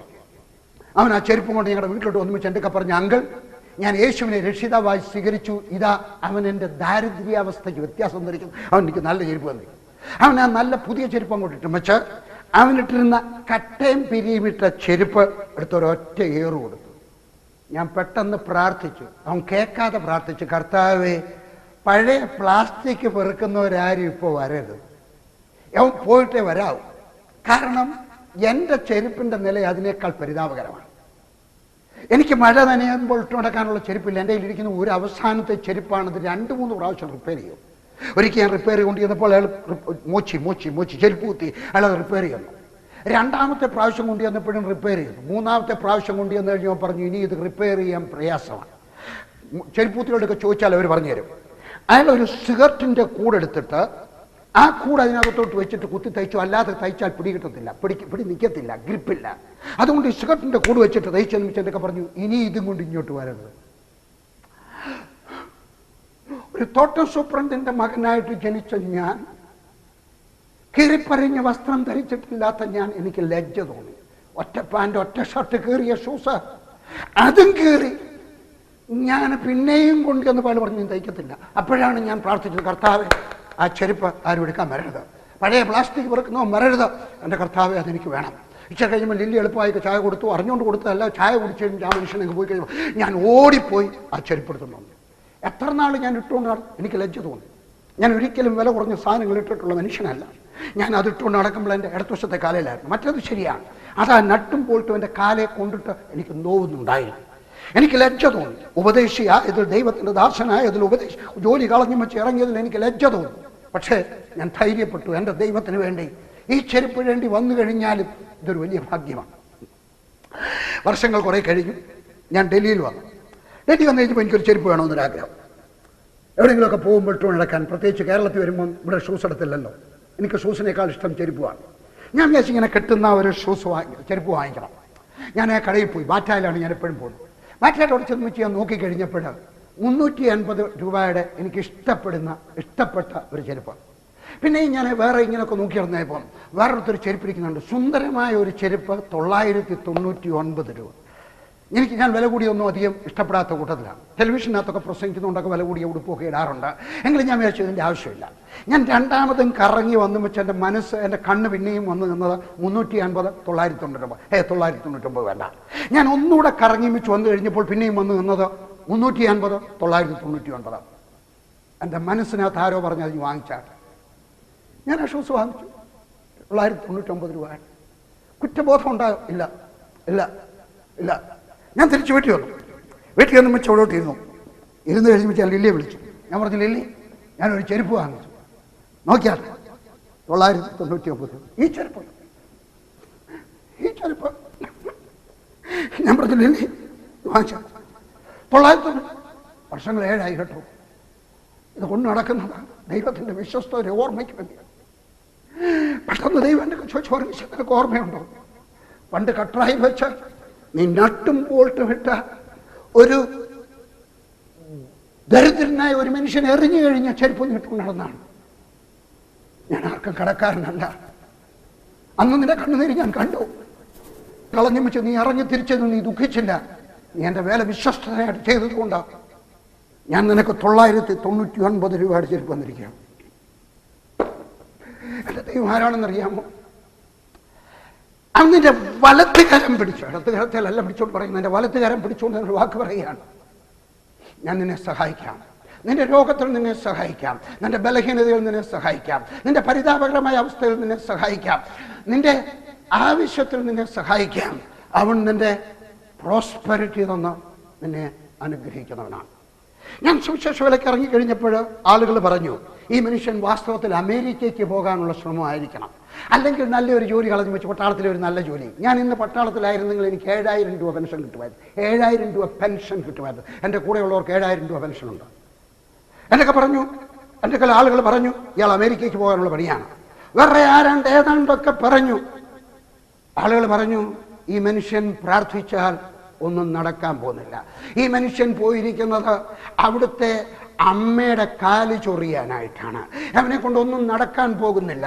ആളുകൾ എന്തൊക്കെ പറഞ്ഞു, എന്തെല്ലാം പറഞ്ഞു. പോട്ടെ, എന്ത് സംഭവിച്ചെന്നറിയാമോ? കാശ്മീർ കണ്ടതിലേക്കും ഏറ്റവും സുന്ദരമായ സഭ ഇന്നും കട്ടറായിലുണ്ട്. എന്തുകൊണ്ടാണ്? അവൻ പ്രോസ്പെരിറ്റി തരുന്നവനാണ്. ഏറ്റവും സുന്ദരമായ സഭ, ഏറ്റവും സുന്ദരമായ സഭാഹാൾ, ജീവനുള്ള ദൈവത്തെ സത്യത്തിലും ആത്മാവിലും ആരാധിക്കുന്നവരായിട്ടുള്ള. അപ്പോഴാണ് ഞാൻ മാസികയ്ക്കകത്തൊക്കെ എഴുതാൻ തുടങ്ങിയത്. അപ്പോൾ ആളുകൾ പറഞ്ഞു, ഇയാളെ കൊണ്ട് 10ാം ക്ലാസ് കഷ്ടിച്ച് പാസ്സായിച്ചവനെ കൊണ്ട് പുസ്തകം എഴുതാൻ അറിയാം. അവൻ്റെ ഭാര്യ TTC-കാരിയാണ്. അവൻ്റെ ഭാര്യ 12ാം ക്ലാസ് പഠിച്ച. ചിലപ്പോൾ അവൾ എഴുതിയിട്ട് അവൻ്റെ പേര് വെക്കുന്നതായിരിക്കാം. സ്വർഗത്തിലെ ദൈവത്തിൻ്റെ കൃപയാൽ സുന്ദരമായ 40 പുസ്തകങ്ങൾ എഴുതുവാനുള്ള ഭാഗ്യം എനിക്ക് ലഭിച്ചു. സ്വർഗത്തിലെ ദൈവത്തിൻ്റെ കൃപയാൽ 37 വിദേശ രാജ്യങ്ങളിൽ പോയി പ്രസംഗിക്കുവാൻ എനിക്ക് ലഭിച്ചു. 2008 ഒക്ടോബർ മാസം 16-ാം തീയതി യെരുശലേമിൽ വിവിധ രാജ്യങ്ങളിൽ നിന്ന് കൂടി വന്ന ഏകദേശം 5000 പേരുടെ മധ്യത്തിൽ നിന്നുകൊണ്ട് ആദ്യമായിട്ട് ഇന്ത്യയിൽ നിന്ന് പോയി ആ കോൺഫറൻസിന് പ്രസംഗിച്ചത് ഞാനായിരുന്നു. അവിടെ നിന്നുകൊണ്ട് ഇംഗ്ലീഷിൽ 10ാം ക്ലാസ് പാസ്സായവൻ എങ്ങനെ ഇംഗ്ലീഷിൽ പ്രസംഗിക്കാൻ സാധിച്ചു? എൻ്റെ ദൈവം പ്രോസ്പെരിറ്റി തരുന്നവനാണ്. നിന്റെ ആത്മാവിന് പ്രോസ്പെരിറ്റി തരുന്നവനാണ്. നിന്റെ ശരീരത്തിന് പ്രോസ്പെരിറ്റി തരുന്നവനാണ്. നിന്റെ ചിന്താമണ്ഡലത്തിന് പ്രോസ്പെരിറ്റി തരുന്നവനാണ്. നിന്റെ അനുഗ്രഹത്തിന് പ്രോസ്പെരിറ്റി തരുന്നവനാണ്. എൻ്റെ ദൈവം ആരാണ്? എൻ്റെ വലതുകരം പിടിച്ച് നിന്നോട് വാക്ക് പറയാണ്, ഞാൻ നിന്നെ സഹായിക്കാം, ഞാൻ നിന്നെ കൂടെ നടക്കാം, ഞാൻ നിന്നെ ഉപേക്ഷിക്കുകയില്ല. ഞാൻ നിങ്ങൾക്ക് വേണ്ടി പ്രാർത്ഥിക്കാൻ ആഗ്രഹിക്കുകയാണ്. എൻ്റെ സമയം തീരുന്നു. നിങ്ങൾക്ക് വേണ്ടി പ്രാർത്ഥിച്ചിട്ട് നിങ്ങളിന്ന് സഹായത്തിന് ആഗ്രഹിക്കുന്ന വ്യക്തിയാണോ? ഏത് വിധത്തിലാണ് ഞാൻ ഈ പറഞ്ഞ പോയിന്റുകളിൽ നിങ്ങൾക്ക് ആവശ്യമെന്ന് എനിക്ക് അറിഞ്ഞുകൂടാ. ഒന്ന്, നിങ്ങൾ മരണത്തിന് പകരം ജീവനെ ആഗ്രഹിക്കുന്ന വ്യക്തിയാണോ? നിങ്ങൾ രോഗത്തിന് പകരം ആരോഗ്യം ആഗ്രഹിക്കുന്ന വ്യക്തിയാണോ? നിങ്ങൾ നിരാശയ്ക്ക് പകരം പ്രത്യാശ ആഗ്രഹിക്കുന്ന വ്യക്തിയാണോ? നിങ്ങൾ ദുഃഖത്തിന് പകരം ഉല്ലാസഘോഷം ആഗ്രഹിക്കുന്ന വ്യക്തിയാണോ? നിങ്ങൾ ദാരിദ്ര്യത്തിന് പകരം നിങ്ങൾ അഭിവൃദ്ധി, പ്രോസ്പെരിറ്റി ആഗ്രഹിക്കുന്ന വ്യക്തിയാണോ? ഭയത്തിന് പകരം നിങ്ങൾക്ക് വിശ്വാസം ആഗ്രഹിക്കുന്ന വ്യക്തിയാണോ? ആവശ്യങ്ങൾക്ക് പകരം അബണ്ടൻസ് ആഗ്രഹിക്കുന്ന വ്യക്തിയാണോ? നിന്റെ ബലഹീനതയ്ക്ക് പകരം അവൻ നിനക്ക് ആരോഗ്യം, ബലം തരണമെന്ന് ആഗ്രഹിക്കുന്ന വ്യക്തിയാണോ? ഞാൻ നിങ്ങൾക്ക് വേണ്ടി പ്രാർത്ഥിക്കാൻ ആഗ്രഹിക്കുകയാണ്. ആരാണ് രോഗികൾ? എയ്ഡ്സ് ആകാം, ക്യാൻസർ ആകാം, അൾസർ ആകാം, ഡയബറ്റിക് ആകാം. സൗഖ്യമാക്കുന്നത് ഞാനല്ല, പക്ഷെ എൻ്റെ യേശു അവൻ്റെ അടിപ്പിണരുകളാൽ നിങ്ങൾക്ക് സൗഖ്യം വന്നിരിക്കുന്നു. കണ്ണുകൾ അടയ്ക്കുമോ? ഞാൻ നിങ്ങൾക്കായിട്ട് പ്രാർത്ഥിക്കാം. ആരാണ് രോഗി? നിന്റെ രോഗം എന്തായിരുന്നാലും, നിങ്ങൾ എൻ്റെ പ്രസംഗം കേൾക്കുകയാകാം, നിങ്ങൾ എൻ്റെ വീഡിയോ ടേപ്പ് കാണുകയാകാം, നിങ്ങൾ രോഗിയാണെങ്കിൽ ഞാൻ നിങ്ങൾക്കായിട്ട് പ്രാർത്ഥിക്കുവാൻ ആഗ്രഹിക്കും. രോഗിയാണോ? എവിടെയാണ് നിന്റെ രോഗം? ആ ഭാഗത്ത് കൈവയ്ക്കുക. നിന്റെ കണ്ണിനാണ് അസുഖമെങ്കിൽ കണ്ണിൽ കൈവയ്ക്കുക. നിന്റെ ചെവിക്കാണെങ്കിൽ ചെവിയിൽ കൈവയ്ക്കുക. നിന്റെ നെഞ്ചിനാണെങ്കിൽ നെഞ്ചത്ത് കൈവയ്ക്കുക. എൻ്റെ കർത്താവ് അവൻ്റെ അടിപ്പിണരുകൾ നിങ്ങൾക്ക് സൗഖ്യം വന്നുമിരിക്കുന്നു. അവൻ നിന്റെ സകല രോഗത്തെയും മാറ്റി അവൻ നിനക്ക് സൗഖ്യം തരുന്നു. പ്രാർത്ഥിക്കാൻ പോവുക. ഇന്ന് അത്ഭുതങ്ങളുടെ ദിവസമാണ്. എൻ്റെ ദൈവം നിന്റെ പ്രയാസത്തെ മാറ്റി, നിന്റെ കഷ്ടത്തെ മാറ്റി, നിന്റെ വേദനയെ മാറ്റി അവൻ നിനക്ക് രോഗശാന്തി തരാൻ പോവുക. പ്രാർത്ഥിക്കാൻ പോവുക. എന്നെ സ്നേഹിക്കുന്നവനായ സ്വർഗീയ പിതാവേ, ആ ബോംബെയിൽ ആ അമ്മിണിക്കുട്ടി എന്ന് ഞാൻ പേര് പറഞ്ഞ ആ സഹോദരിയെ സൗഖ്യമാക്കിയതുപോലെ ഈ പ്രിയപ്പെട്ടവരെ സൗഖ്യമാക്കണമേ. അവരുടെ രോഗം വരെ വിട്ട് മാറിപ്പോകട്ടെ. ഞാൻ രോഗത്തോട് കൽപ്പിക്കുകയാണ്, ഹൃദയവേദനയോട് കൽപ്പിക്കുകയാണ്, ഹൃദയാഘാതത്തോട് കൽപ്പിക്കുകയാണ്, ആർത്തറ്റിസിനോട് കൽപ്പിക്കുകയാണ്, ഡയബറ്റീസിനോട് കൽപ്പിക്കുകയാണ്. യേശുവിന്റെ നാമത്തിൽ അവരുടെ കിഡ്നിയോട് കൽപ്പിക്കുകയാണ്. യേശുവിന്റെ നാമത്തിൽ അവരുടെ പിത്താശയത്തോട് കൽപ്പിക്കുകയാണ്. യേശുവിന്റെ നാമത്തിൽ അവരുടെ ഞരമ്പ് രോഗത്തോട് കൽപ്പിക്കുകയാണ്. യേശുവിന്റെ നാമത്തിൽ അവരെ വിട്ട് മാറിപ്പോകുക. സൗഖ്യമാകുക. യേശുവിന്റെ നാമത്തിൽ സൗഖ്യമാകുക. സൗഖ്യമാകുക. യേശുവിന്റെ നാമത്തിൽ സൗഖ്യമാകുക. ത്വക്ക് രോഗങ്ങളോട് കൽപ്പിക്കുക. അരിമ്പാറയോട് കൽപ്പിക്കുക. യേശുവിന്റെ നാമത്തിൽ സൗഖ്യമാകുക. അരിമ്പാറ യേശുവിന്റെ നാമത്തിൽ സൗഖ്യമാകുക. യേശുവിന്റെ നാമത്തിൽ സൗഖ്യമാകുക. ഞരമ്പ് രോഗങ്ങൾ, ആർത്തറിറ്റിസ് സൗഖ്യമാകുക. യേശുവിന്റെ നാമത്തിൽ കൽപ്പിക്കുന്നു. ആർത്തറിറ്റിസോട് കൽപ്പിക്കുന്നു. സൗഖ്യമാകുക. യേശുവിന്റെ നാമത്തിൽ സൗഖ്യമാകുക. യേശുവിന്റെ നാമത്തിൽ. നിങ്ങൾ ദുഃഖിതരാണോ? നിങ്ങൾക്ക് പഠിക്കുവാൻ കഴിവില്ല എന്ന് വിചാരിക്കുന്നുണ്ടോ? എൻ്റെ മകൾ 12ാം ക്ലാസ്സിൽ പറഞ്ഞു, daddy I don't think I can face the examination. നീയും പരീക്ഷയെ ഭയപ്പെടുകയാണോ? തോറ്റുപോകുമെന്ന് വിചാരിക്കുകയാണോ? ഞാൻ നിനക്ക് വേണ്ടി പ്രാർത്ഥിക്കാൻ പോവുക. എൻ്റെ സ്വർഗസ്ഥനായ ദൈവം എൻ്റെ മകളെ ഉന്നത മാർക്ക് വാങ്ങിച്ച് 12 BSc MSc എന്നോട് PhD പഠിക്കുകയാണ്. ഞാൻ നിങ്ങൾക്ക് വേണ്ടി പ്രാർത്ഥിക്കാൻ പോവുകയാണ്. എൻ്റെ സ്വർഗസ്ഥനായ ദൈവം നിന്റെ സ്ഥിതിക്ക് വ്യത്യാസം, നിന്റെ വേദന എനിക്കറിയാം, എൻ്റെ മകളുടെ വേദന ഞാൻ കണ്ടതാണ്. ആ ദൈവം നിന്നെ സഹായിക്കാൻ ഞാൻ പ്രാർത്ഥിക്കാൻ പോവുകയാണ്. ആരാണ് പഠിക്കുവാൻ ബുദ്ധിയില്ലാത്തത്? ആരാണ് പഠിച്ചിട്ടും ഓർമ്മ നിൽക്കാത്തത്? തലയിൽ കൈവച്ചാട്ട് ഞാൻ പ്രാർത്ഥിക്കട്ടെ. എൻ്റെ സ്നേഹിക്കുന്നവനായ സ്വർഗീയ പിതാവേ, ഞാൻ ഈ പ്രിയപ്പെട്ടവർക്കായിട്ട് പ്രാർത്ഥിക്കുന്നു. ആരൊക്കെയാണോ കർത്താവ് എൻ്റെ ഈ പ്രസംഗം കേട്ട് തലയിൽ കൈവച്ചിരിക്കുന്നത്? ആരൊക്കെയാണോ എൻ്റെ പ്രസംഗം കേട്ടിട്ട് വീഡിയോ ടേപ്പ് കണ്ടുകൊണ്ട് കർത്താവ് തലയിൽ കൈവച്ചിരിക്കുന്നത്? യേശുവിൻ്റെ നാമത്തിൽ അവരുടെ വേദന മാറട്ടെ. യേശുവിന്റെ നാമത്തിൽ അവരുടെ ദുഃഖം മാറട്ടെ. യേശുവിന്റെ നാമത്തിൽ അവരുടെ ഓർമ്മശക്തി ശരിക്കും പ്രവർത്തിക്കട്ടെ. യേശുവിന്റെ നാമത്തിൽ സൗഖ്യം, ആരോഗ്യം, ബലം, ദൈവകൃപ യേശുവിന്റെ നാമത്തിൽ അവർ ഉന്നത വിജയം നേടിയെടുക്കട്ടെ. കർത്താവായ യേശുവിന്റെ നാമത്തിൽ ഞാൻ പ്രാർത്ഥിക്കുവാൻ ആഗ്രഹിക്കുക. ആരൊക്കെയാണ് പ്രോസ്പെരിറ്റിയിൽ നിങ്ങൾ വിശ്വസിക്കുമോ? ഞാൻ ഒരു ചോദ്യം ചോദിക്കട്ടെ. നിങ്ങൾ പ്രോസ്പെരിറ്റിക്കെതിരായിട്ട് എപ്പോഴും സംസാരിച്ചിട്ടുണ്ടോ? ഉണ്ടെങ്കിൽ എങ്ങനെ ദൈവം നിങ്ങൾക്ക് പ്രോസ്പെരിറ്റി തരും? ചിന്തിച്ചാട്ട്. അഥവാ നിങ്ങൾ പ്രോസ്പെരിറ്റിക്കെതിരായിട്ട് സംസാരിച്ചു പോയെങ്കിൽ ഇന്ന് ദൈവത്തോട് ക്ഷമ ചോദിക്കുക. കർത്താവ് എന്നോട് ക്ഷമിക്കണം, എനിക്ക് പ്രോസ്പെരിറ്റി വേണം, എനിക്ക് ആവശ്യത്തിൽ അധികം പണം വേണം, എങ്കിലേ എനിക്ക് തരാനൊക്കത്തുള്ളൂ, എങ്കിലേ വേറൊരു ദൈവദാസന് കൊടുക്കാനൊക്കത്തുള്ളൂ, എങ്കിലേ ചർച്ച വാങ്ങിക്കാൻ കൊടുക്കാനൊക്കത്തുള്ളൂ, എങ്കിലേ ചർച്ചിലേക്ക് ഒരു വാൻ വാങ്ങിക്കാൻ കൊടുക്കാത്തുള്ളൂ. കർത്താവ് എനിക്ക് ആവശ്യത്തിന് പണം പോരാ, ആവശ്യത്തിൽ അധികം പണം വേണം. കർത്താവ് യേശുവിന്റെ നാമത്തിൽ വിശ്വസിച്ചാട്ടെ. പഴസെടുത്ത് കൈ പിടിച്ചാട്ടെ. ആരുടെയിലൊക്കെയാണ് പ്രോസ്പെരിറ്റി ഇല്ലാതെ പോവർട്ടിക്കകത്ത് ഞെരുക്കത്തിനകത്തായിരിക്കത്തുള്ള ഞെരുക്കത്തിൻ്റെ അപ്പം തരുന്നോ? നിന്റെ പേഴ്സ് എടുക്കുക. ഞാൻ നിനക്കായിട്ട് പ്രാർത്ഥിക്കാൻ പോവുകയാണ്. രൂപ വെക്കുന്ന പോക്കറ്റിൽ കൈവയ്ക്കുക. ഞാൻ നിനക്കായിട്ട് പ്രാർത്ഥിക്കാൻ പോവുകയാണ്. കർത്താവ് യേശുവിൻ്റെ നാമത്തിൽ ആരൊക്കെയാണോ കർത്താവ് പോവർട്ടിയിലുള്ളത്, യേശുവിൻ്റെ നാമത്തിൽ ഞാൻ പ്രാർത്ഥിക്കുന്നു. അവരുടെ പോവർട്ടി മാറി പ്രോസ്പെരിറ്റി ഉണ്ടാകുക. യേശുവിൻ്റെ നാമത്തിൽ പോവർട്ടി മാറി പ്രോസ്പെരിറ്റി. യേശുവിൻ്റെ നാമത്തിൽ പ്രോസ്പെരിറ്റി അനുഗ്രഹം യേശുവിൻ്റെ നാമത്തിൽ മൾട്ടിപ്ലൈ ചെയ്ത് വരട്ടെ. യേശുവിൻ്റെ നാമത്തിൽ എൻ്റെ കർത്താവെ പ്ലാസ്റ്റിക് ചെരുപ്പിട്ടുകൊണ്ടിരുന്ന എന്നെ കൊണ്ടോ എൻ്റെ സ്വർഗസ്ഥനായ ദൈവം എനിക്ക് 999 രൂപയുടെ ചെരുപ്പ് തന്നതുപോലെ എൻ്റെ കർത്താവെ അവരുടെ നിലയ്ക്ക് വ്യത്യാസം കൊടുത്താൽ അവരെ മഞ്ഞിലാക്കി തീർക്കണമെന്ന് പ്രാർത്ഥിക്കുന്നു. നല്ല വാഹനം കൊടുക്കണമെന്ന് പ്രാർത്ഥിക്കുന്നു. നല്ല വീട് കൊടുക്കണമെന്ന് പ്രാർത്ഥിക്കുന്നു. നല്ല പുരേടം കൊടുക്കണമെന്ന് പ്രാർത്ഥിക്കുന്നു. അവരുടെ സഭ വളരട്ടെ. യേശുവിൻ്റെ നാമത്തിൽ പ്രോസ്പെരിറ്റി കൽപ്പിക്കുക. ആരൊക്കെയാണ് വേദനയിലായിരിക്കുന്നത്?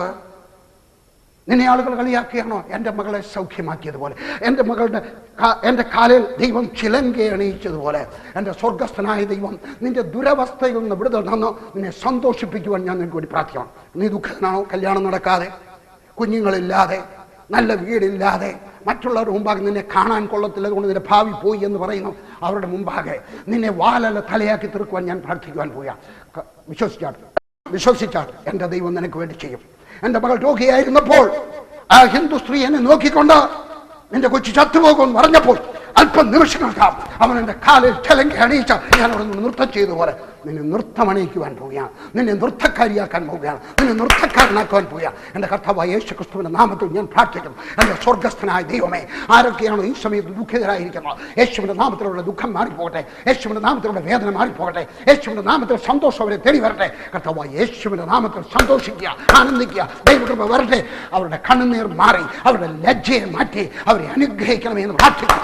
യേശുവിൻ്റെ നാമത്തിൽ അവൻ നിന്റെ കൈ പിടിച്ച് വലതുകരം പിടിച്ച് നിന്നോട് പറയുകയാണ്, ഭയപ്പെടേണ്ട, ഞാൻ നിന്നെ സഹായിക്കാം.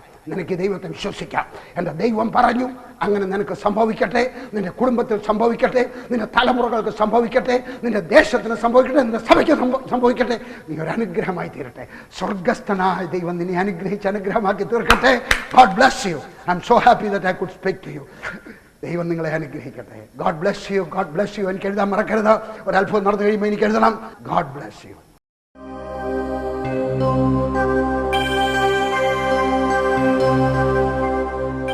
Over 1 billion people, God's masterpiece of creation, plagued by poverty, violence, and inhuman casteism, haunted by the specter of future uncertainty, and yet sincere in their search for enlightenment, moksha, or salvation in the 3.3 billion gods and goddesses. Generations over the centuries strove to grasp the essence of the truth and satisfy their deep spiritual hunger. But salvation eludes both the intelligentsia and the illiterate alike. Yes, South Asia is ripe for the harvest. Even as Christianity spread through India, there remained in the heart of North India a predominantly Hindu belt where none dared to go. There was a time in the Old Testament that God lamented through his prophet Ezekiel. I looked for a man among them who would build up the wall and stand in the gap on behalf of the land. But I found none. Today we have in Dr. P.G. Varghese a person with a passion to win the world for Christ, of whom the Lord would say, I did find someone. In obedience to God's call, he resigned from the Indian Army to fulfill God's plan for North India. In 1972, the seed was sowed in Katra, an Orthodox Hindu pilgrim center in the Himalayan mountains, with an amazing vision to reach the unreached at any cost. Here, with no Christian presence, within a year, a strong and healthy church of over 100 was established. Soon, these growing believers caught the vision and zeal, and with PG and Lily Varghese, climbed the nearby mountains in a real pioneer spirit to have the joy of planting 16 more churches. The fire had begun to spread. The impregnable bastion of darkness was being challenged with the power and truth of the gospel. Inspired by Romans 15:20, IET was committed to go and preach where the name of Christ has never been heard, rather than where others were laboring in the Master's vineyard. IET's first 10-year goal of planting 200 churches was achieved in just 5 years. Church growth experts were amazed when they heard of the next target: 2,000 churches by 2000 AD. IET proved Jesus' words, I will build my church, and the gates of hell shall not prevail against it. The astounding goal of 2,000 churches by 2000 AD stood as factual evidence by December 1999, a full year ahead of time. Never before has anything like this happened in the 2,000-year history of North India. How we rejoice to see God's hand moving in new and wonderful ways.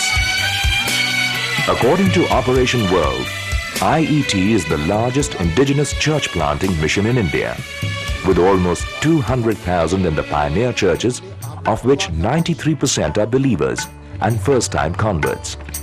IET is living up to its mission of reaching the unreached. With 2,254 churches and 1,775 missionaries, IET is a force to reckon with. P.G. Varghese, committed to the extension of the kingdom of God through church planting, speaks of his next vision. The forthcoming vision of IET is 7,777 churches by AD 2010, a number given to me from the book of Joshua, chapter 6, verse 4, in answer to 10 days of fasting and prayer. North India does have fanatics, Christians are persecuted, killed, and considered outcasts. But we are determined to win India for Christ. And by God's grace, we, you and us together, we can do it and we will do it.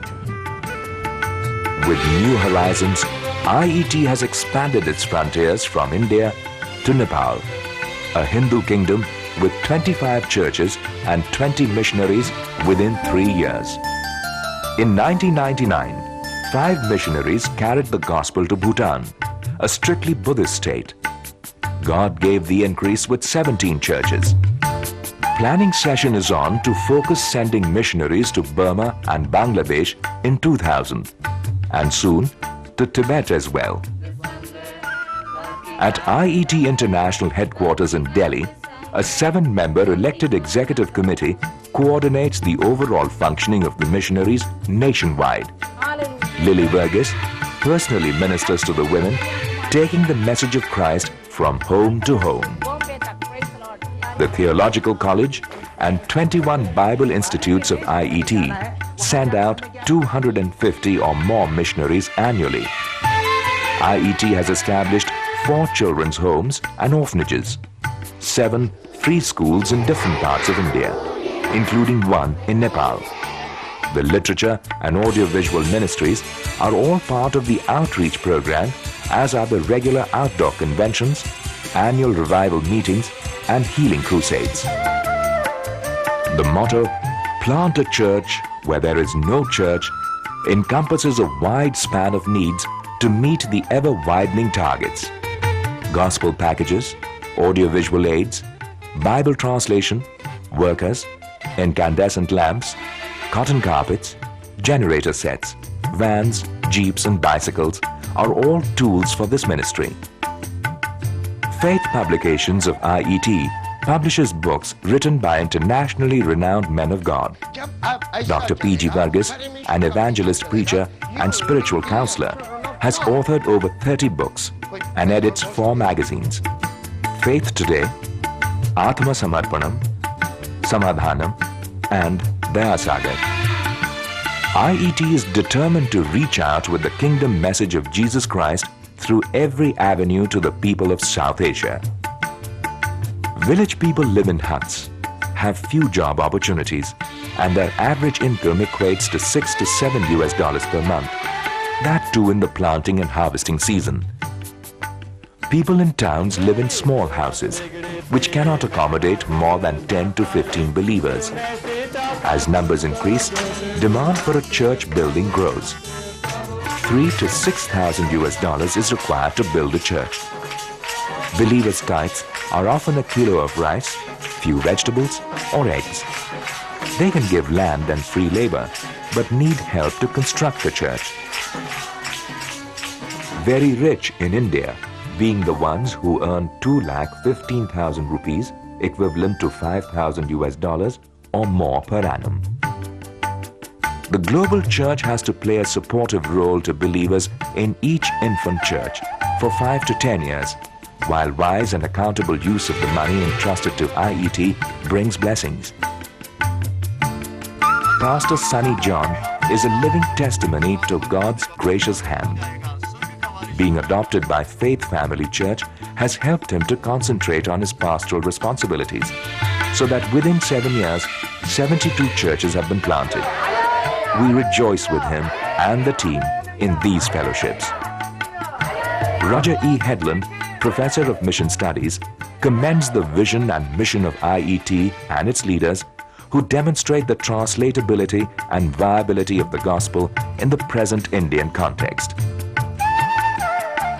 Paying glowing tributes, renowned man of God, Dr. David Yonggi Cho says, "As you have prayed, fasted, and cried over the unreached people in India, you have found God to be faithful in helping you fulfill the vision He has given you."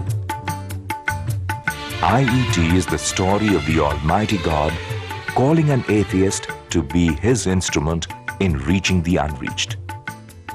The same God beckons you to join IET as a regular supporter, sponsor of a missionary or trainee missionary, or by helping to acquire the tools required. Be a part of God's dream through Indian Evangelical Team in reaching out to the unreached in South Asia. Are you willing and able to respond? Today, the vision has spread like wildfire. IET has become a burning torch that lights the pathway for missions in India. My family, our team, and me bear the imprint of Christ's nail-pierced hands on our hearts as God uses IET to be the light of the world. Christ's mandate to us all is to take the gospel to the whole world.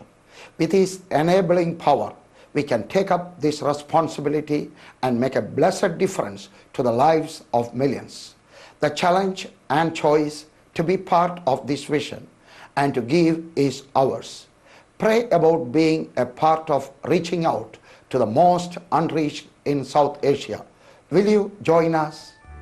Visit us on the web for a missionary journey through the villages of North India at www.pgv.com.